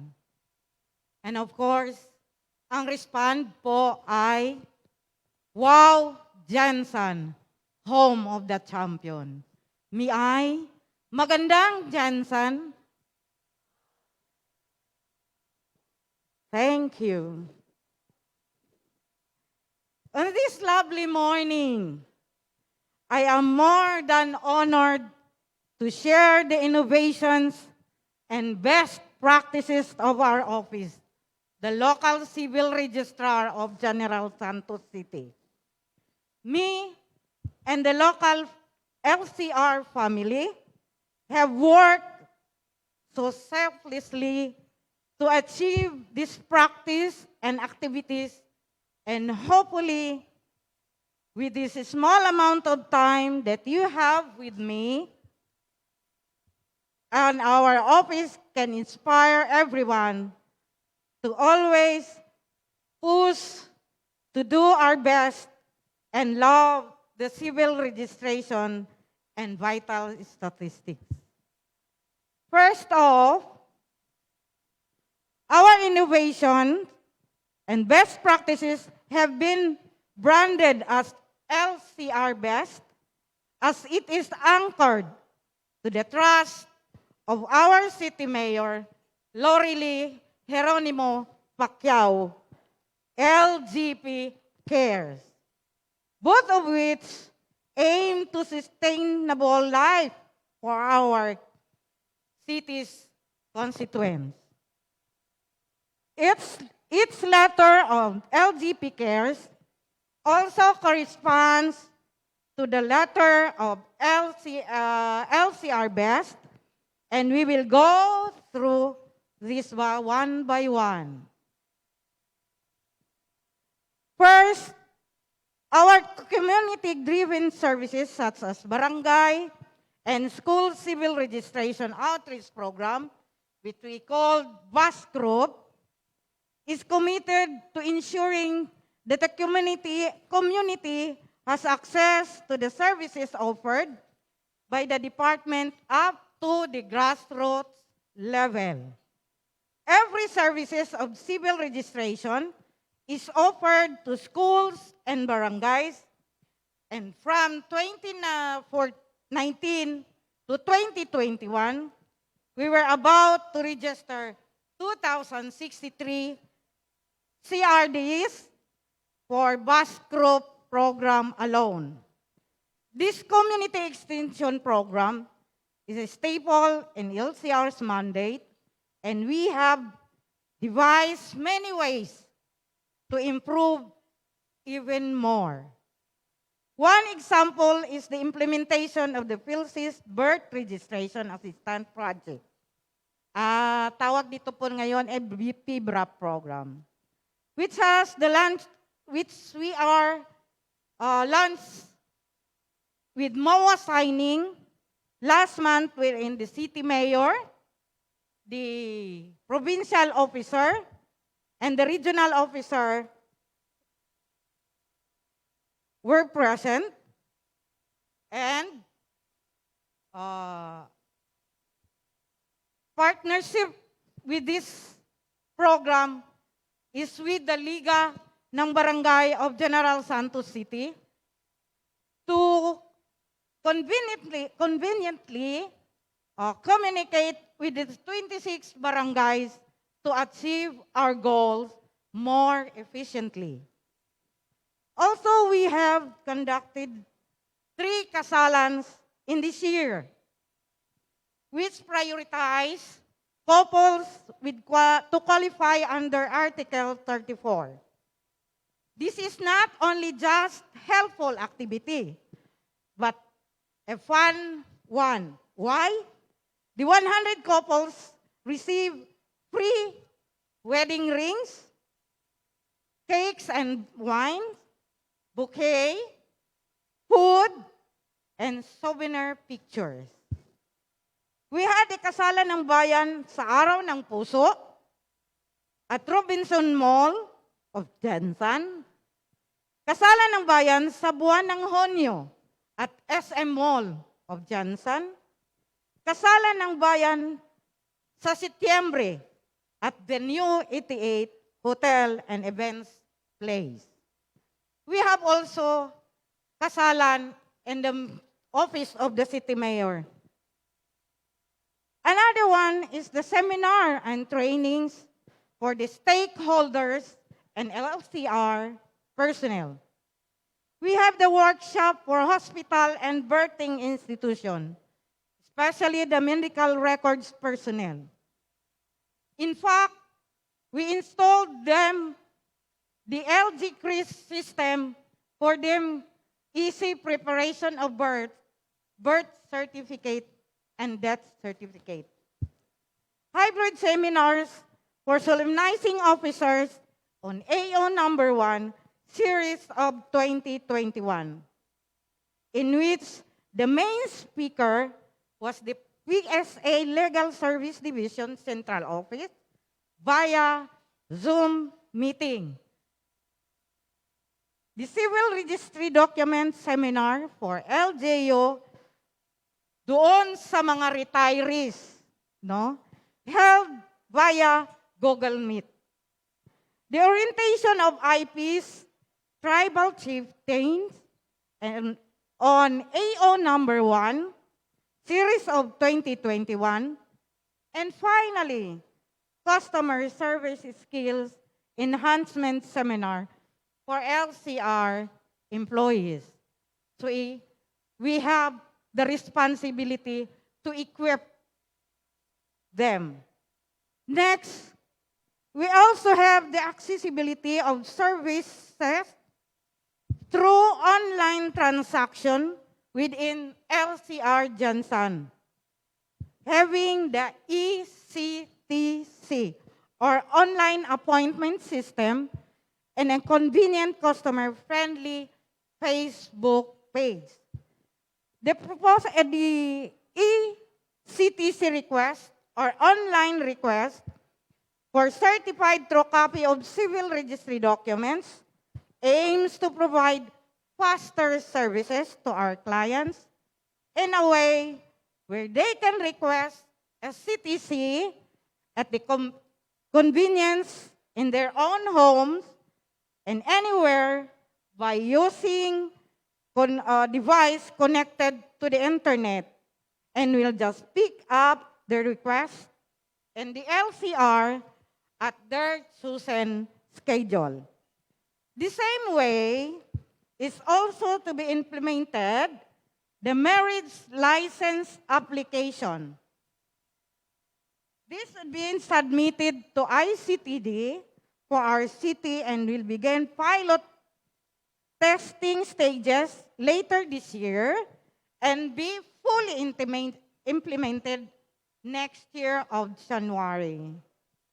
LCR Jensen also has established their FB page to reach even more clients and providing information regarding civil registration.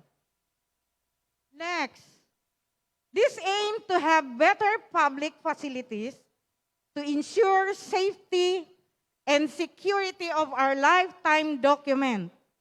Therefore, LCR Jensen has proudly built a new archive building to house all documents, since we have more 3/4 of the way to 1 million CRDs, and more than 30,000 are added annually. We can see the current archive room. Current po yan. maintain this by very clean and organized. We aim to maintain this improving by transferring to the adjacent new building for more space and tougher security so we can be prepared for more additional documents. To continue, it is a win-win situation for both PSA and LCR Johnson with to have an income on this project to boost economic recovery as we will be having the batch request query system. We are one way step away from implementing this, since the last thing there is to have the publication for our city ordinance. Soon, citizens of General Santos may request copies of their CRDs at our office to lessen the traffic at PSA office.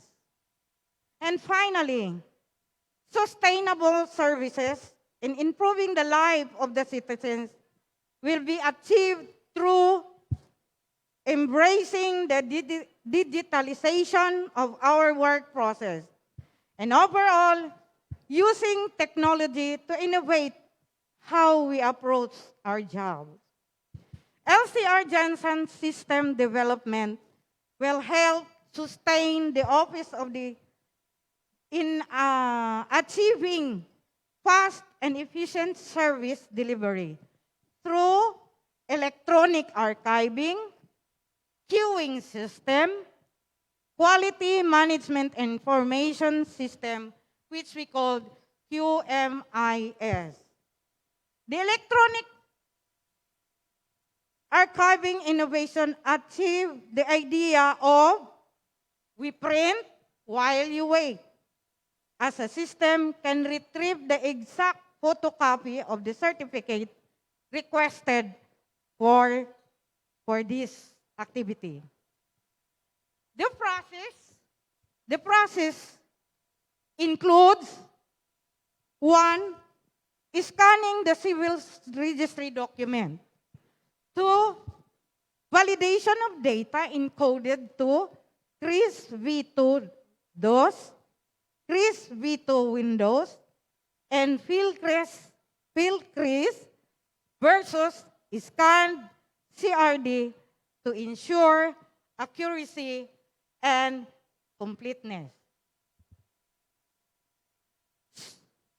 So, because of the CRDs are already scanned, we can fetch their CRDs more than 3 times faster than manually done.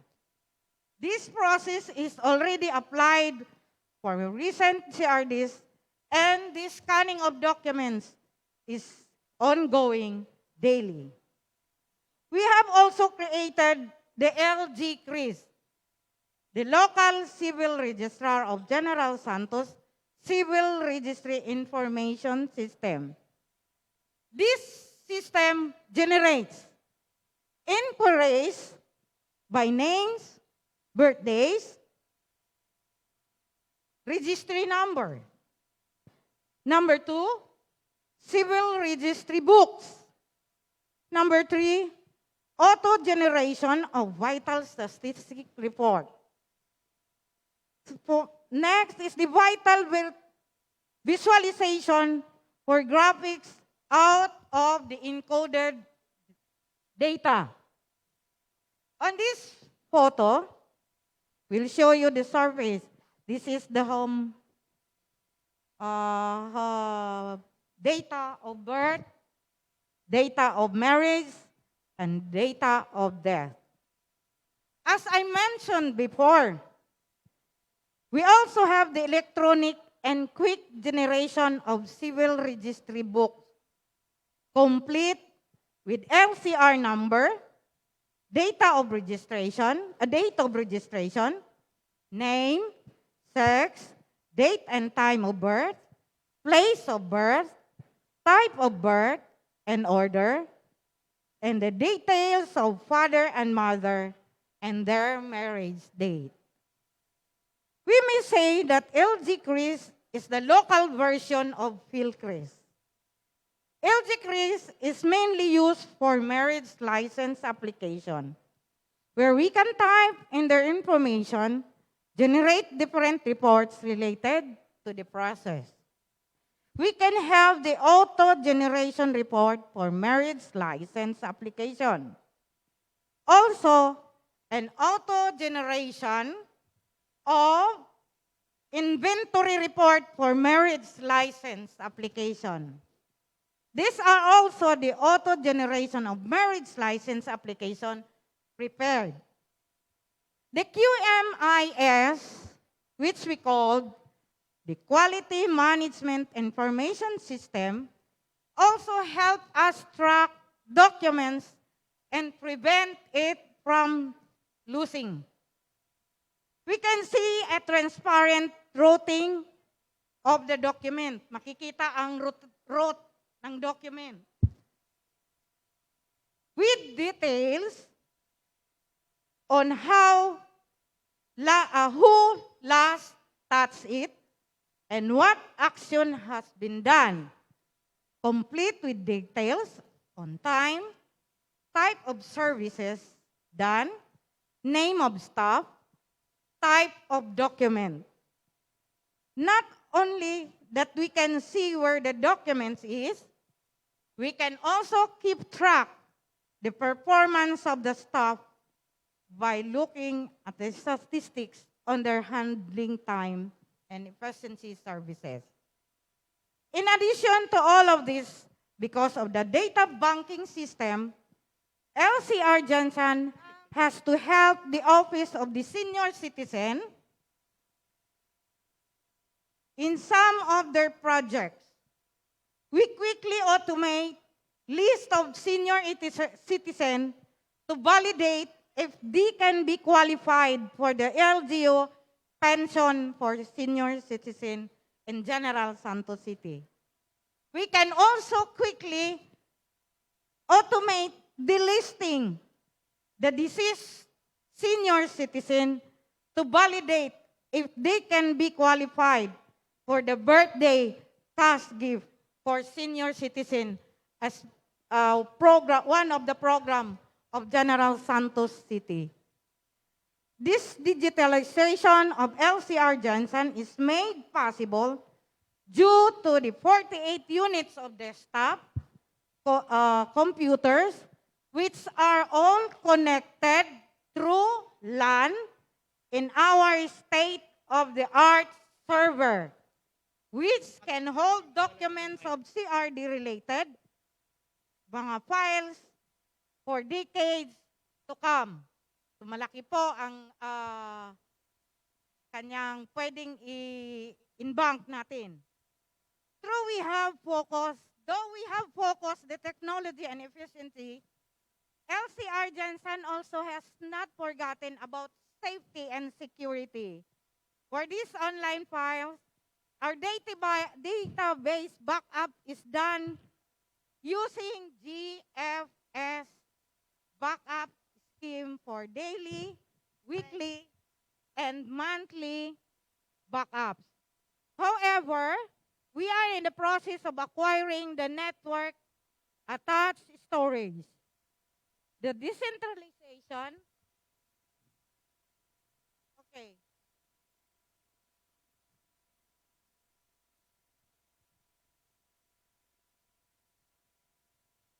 Thank you. Thank you very much, ma'am, for the presentation. Ms. Nanita Elvira, City Civil Registrar of General Santos City in Sarangani. Thank you very much po.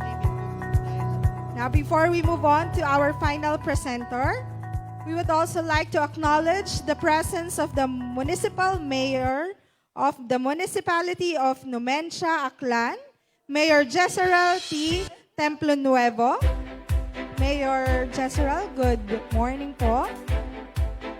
Yan, sa Boracay naman po yan.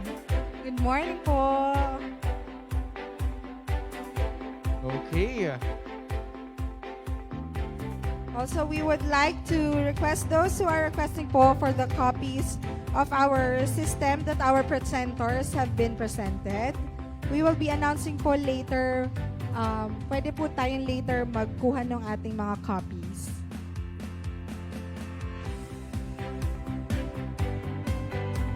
Okay, Miss Janino, this is very insightful paper presentations from the first two presenters natin ngayon. They are really leaning into digital transformation on our transactions in PSA.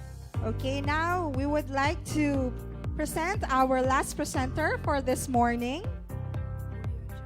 She graduated with a degree of Bachelor of Science, major in Accounting at Xavier University, Ateneo de Cagayan. She studied Masters in Business Administration at Xavier University, Ateneo de Cagayan. She was the second runner-up of the first National CRVS Quiz Bee competition. And she worked in the City Civil Registry Office of Cagayan de Oro since 1979. Let us welcome Ms. Evangeline Tapangan, the City Civil Registrar of Cagayan de Oro. Let's give her a big round of applause.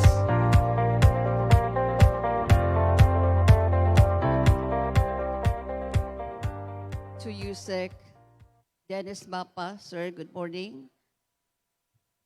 ANS, Marisa Grande, and fellow civil registrars, guests, all participants, good morning. Allow me to present to you the innovations and best practices of the LCRO, Cagayan de Oro City. First, we started with the creation of the Digital Archives Division. This catapulted the CCRO into its digital transformation and digital information age. This division is composed of 8 plantilla personnel headed by our Information Technology 2, who is a computing professional in the person of Mr. Earl Sibedo. This division is the overall in charge of our in-house development software, automated processes, digitization and digitalization that is tailored fit to our office's needs. This is more economical than to outsource them. The division also takes charge in the maintenance and troubleshooting of the existing information systems, computer hardware, printers, computer network, and its paraphernalia. Second, we developed a central database or the main server. The central database serves storage of all the digitized records. The database collects all data processed in digital format from the different registration points. This creates also a backup file that we stored on-site or off-site, thus making our office resilient from calamities, whether force majeure or man-made. Third is the digitization and digitalization. This preserves the hard copies from wear and tear, loss, pilferage, or tampering, and enable us to issue certified copies in just a matter of minutes. Fourth is the Cagayan de Oro City Information System, or the CDO CRVS, which has been emulated by 3 cities already and 22 municipalities. This software gives us so much convenience because we don't need to transcribe anymore the data into the physical registry book. Instead, from FieldCRVS, the CRVS electronically retrieves the data and then generates electronic civil registers. We call that e-book of births, deaths, marriage, fetal deaths, application for marriage license, court decrees, and legal instruments. It also generates Form 1A, 2A, 3A, and other short form certifications.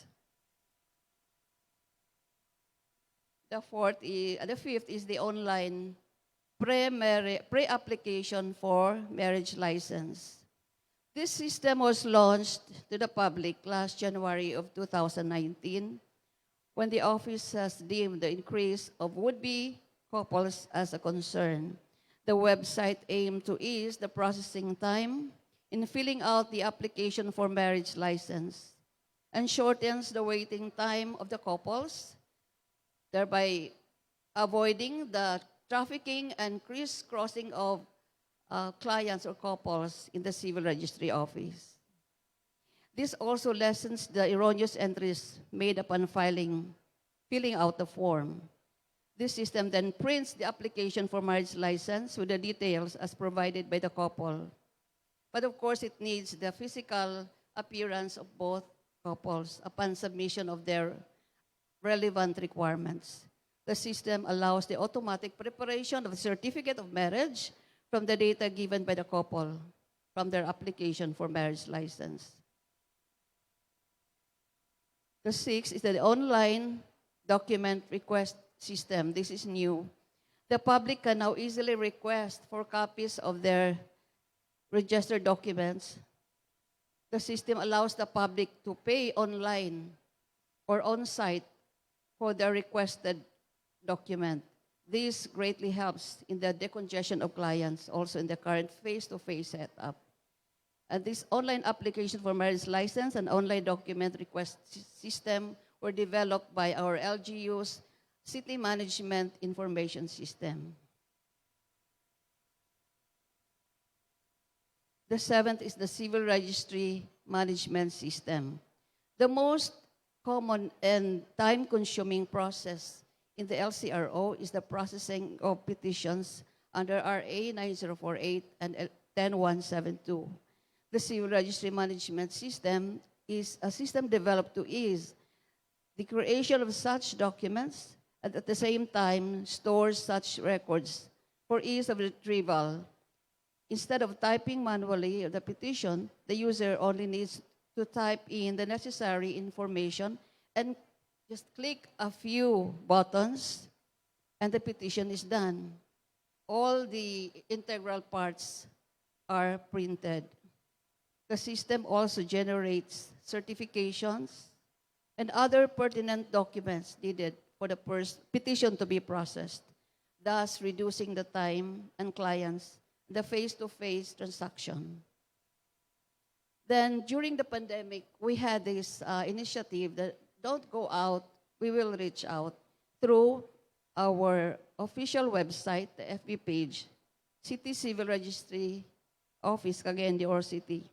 This website is accessible through this link, http://ccro.cagayandeoro.gov.ph.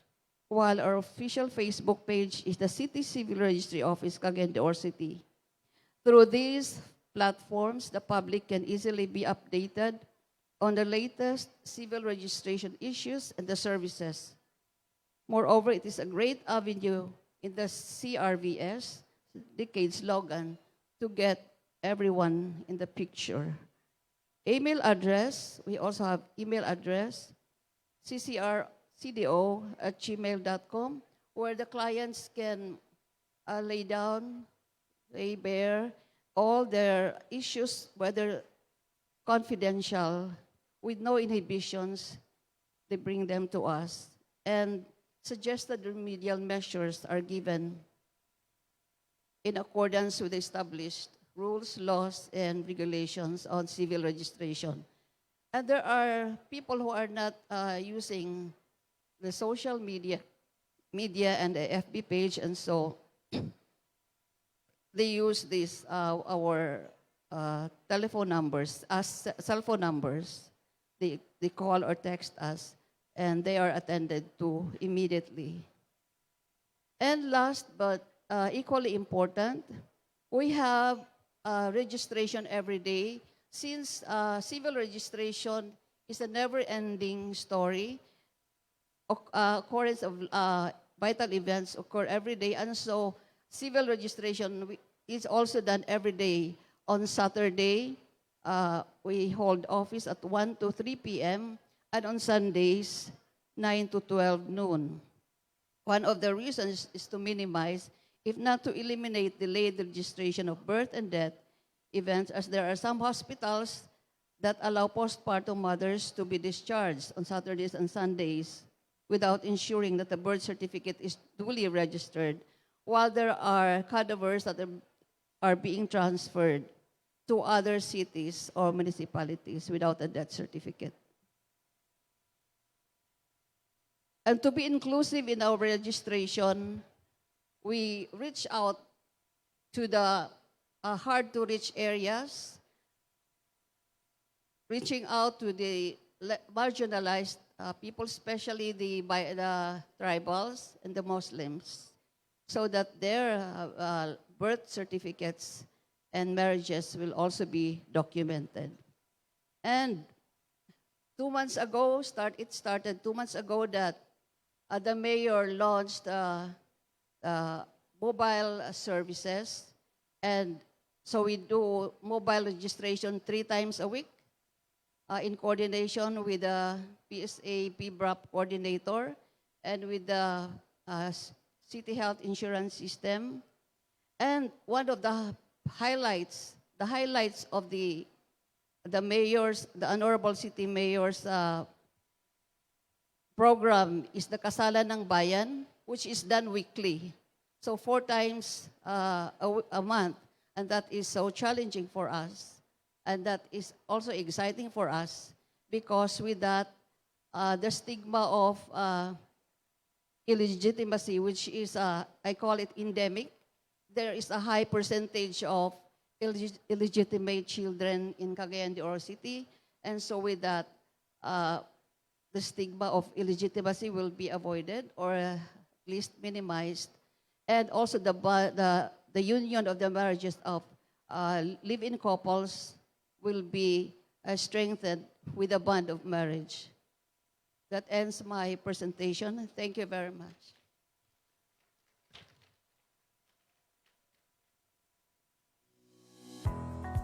Thank you very much, Ma'am Evangeline, for the presentation of her paper for the most innovative LCRO. Okay, so at this juncture of our program, we would like to request our 3 paper presenters to come on stage for our open forum.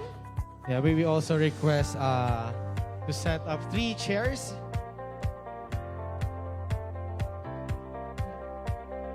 Okay, so now for our open forum, it will be moderated by our OIC Regional Director of BARM, Sir Akan Tula.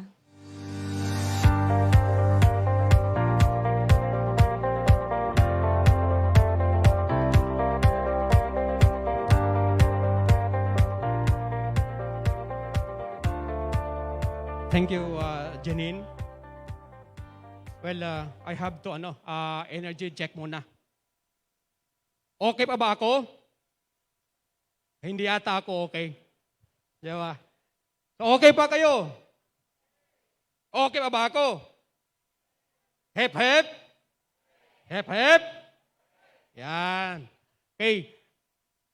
So,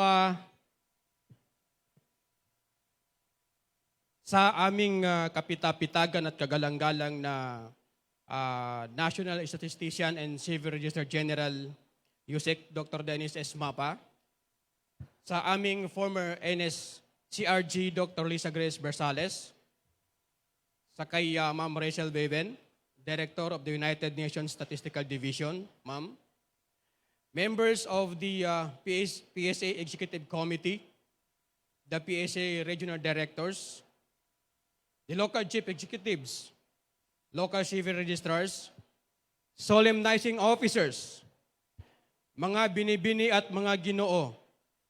Taos puso po akong nagpupugay at bumabati ng isang makulimlim ngunit napakagandang tanghali po sa ating lahat. Sa mga kapatid ko po sa Islam, Assalamualaikum warahmatullah. Naway kapayapaan at kasaganaan ay sumasangguni po sa bawat isa.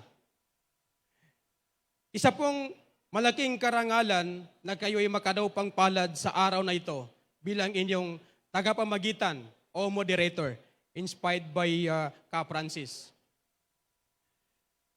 Ladies and gentlemen, we have just witnessed the presentations of the top 3 most innovative local civil registrars. These 3 presentations were the top rank among the top 16 entries for the 2022 Most Innovative Local Civil Registry or ACRO. Now, before the open forum, may I call on stage Ms. Evangeline Tapangan, the presenter of the paper entitled Realization of the CRVS Vision Through Digital Information. Ma'am, please come on stage. She is from Cagayan de Oro City. The presenter of LCR BESTS for CRVS, si Ms. Ninita Elvera. And she is from General Santos City. And the presenter of civil registration made easy through digitalization by Mr. John Jude R. Lopez from Lingayen, Pangasinan. Sir? Okay.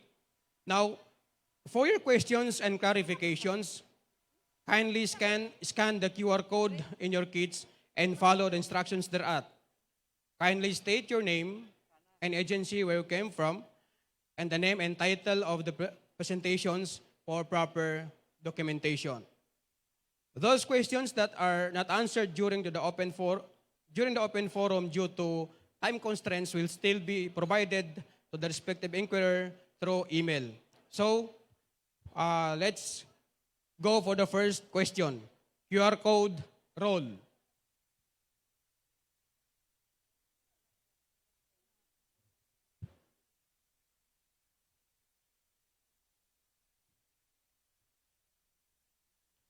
So baka po may mga hindi gaanong naintindihan or baka po may gustong itatanong, nakahanda po ang ating mga resource person para po sila usisahin ninyo tungkol po doon sa kanilang presentation.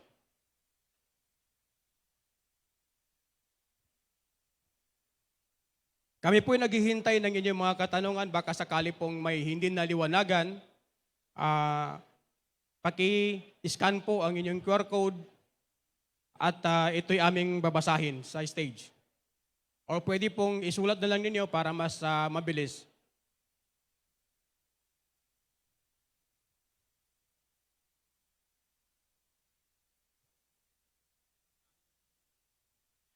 So,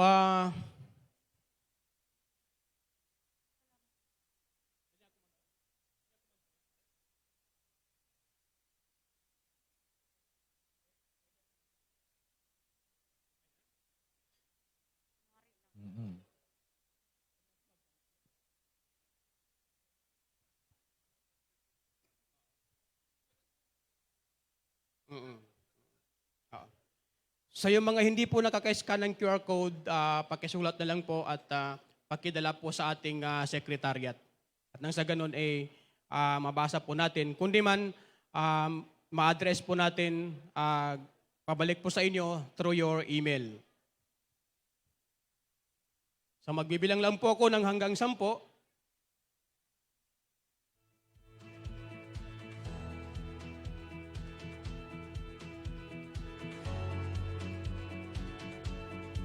So, siguro address po kay Sir Jojo, yung system po ba niyo, sir, is can stand alone po ba siya or gumagamit po ba tayo ng Wi-Fi ba or internet ba para po tatakbo inyong system? Salamat. Good morning. Salamat po sa inyong katanungan. Permission to remove my face mask. Oh, sure. Regarding po doon sa gamit po natin, we're using Microsoft Excel. Kung titingnan nyo ang Microsoft Excel belongs to Microsoft Office. Hindi niya kailangan ng internet. So napakadaling i-maintain. Madaling i-edit. Samantalang pag gagamit tayo ng high-end na programming language, ang hirap pong i-edit. Dahil pati kayo, pagkaaralan pa, And then we don't need to hire a programmer or bibili ng system dahil napakadali po ng... Dinagdagan ko lang ng mga certain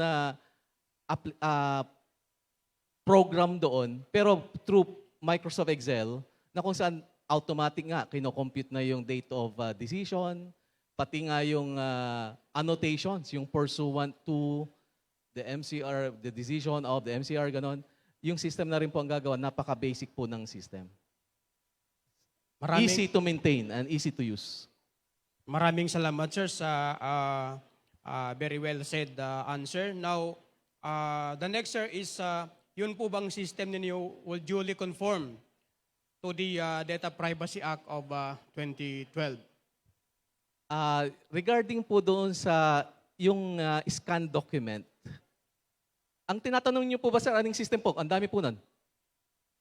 Lahat na po. Sa lahat. So, yung scan document, nagko-conform po tayo doon sa Republic Act ng Data Privacy. So, we observe yung owner mismo ng document. But when it comes to Republic Act 9048, yung petition application for marriage license, syempre personal na umaattend po sila doon na mag-file ng petition or by SPA pag hindi naman po sila ang nag-file ng petition. Except yung sa gender nga, na kailangan personal pong pumunta. Thank you very much, sir. Now, the next question from out to Ma'am Nenita. What is the difference of LGR CRIS versus the PhilCris? The difference between LG CRIS versus PhilCris. Yeah.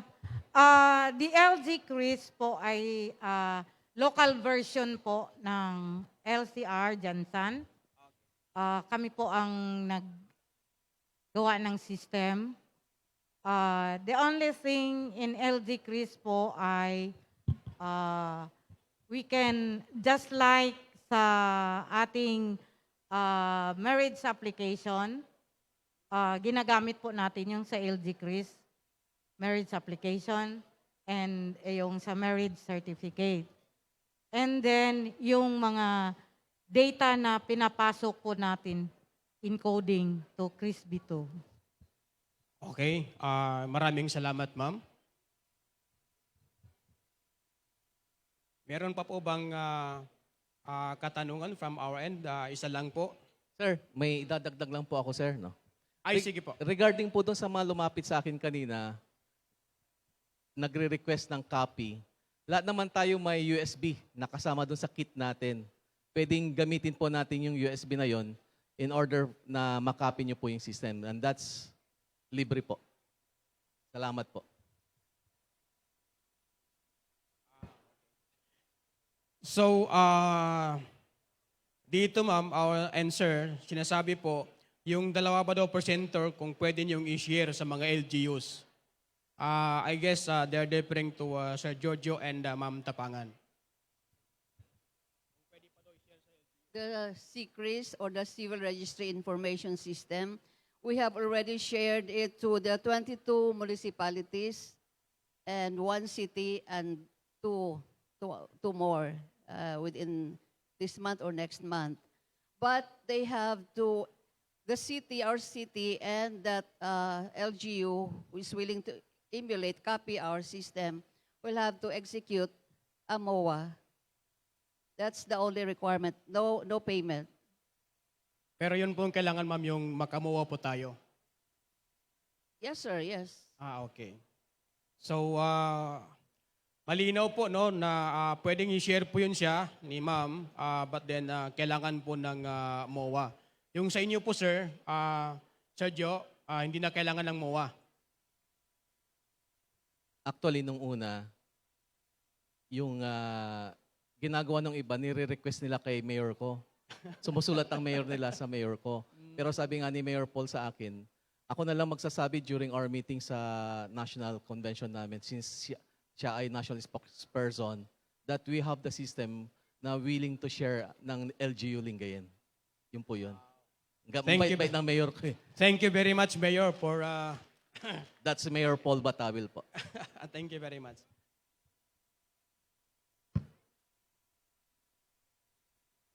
Yung sa inyo po, Ma'am Nenita, ganun din po ba? Pwede nyo i-share without MOA na rin po. So, ganun, okay rin po, okay po. Oo. So, siguro isang katanungan na lang po.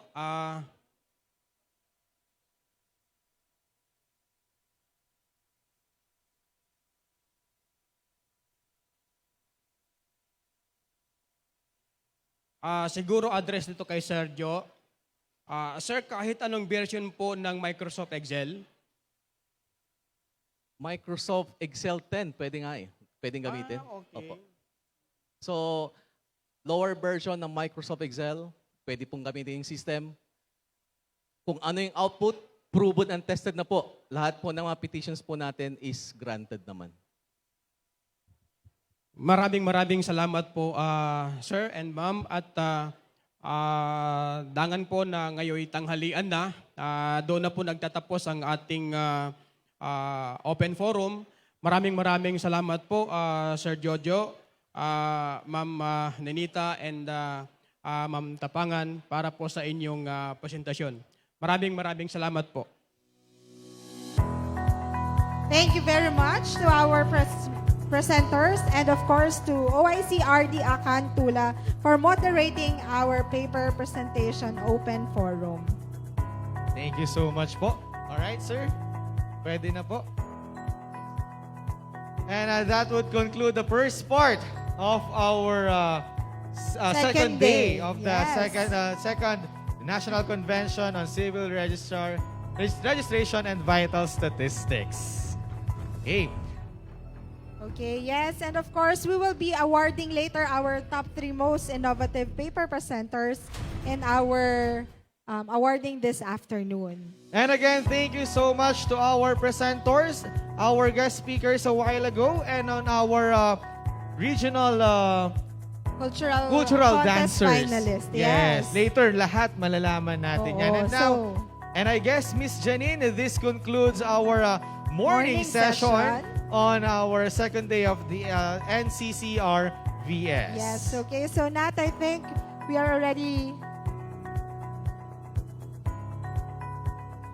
And while we are waiting for some announcements to our online participants, to our online viewers and participants now in Facebook, we will be back after lunch at 1 p.m. and you will be witnessing the awards on the most innovative LCRO and of course the regional dance finalist. Later yan. So wag niyo po kaming iwan online viewers natin on Facebook. Yes, we still have a lot in store for you. And also we'd like to announce to everyone on site the evaluation of all of our resource persons. We could start already doing the evaluation. It's in the QR code po given in your registration kits. And once again, to wrap it up, I am Nathaniel Gonzalez. And I am Janine Christine Almeda. See you later po ulit for our afternoon session on the second day of the National Convention on Civil Registration and Vital Statistics.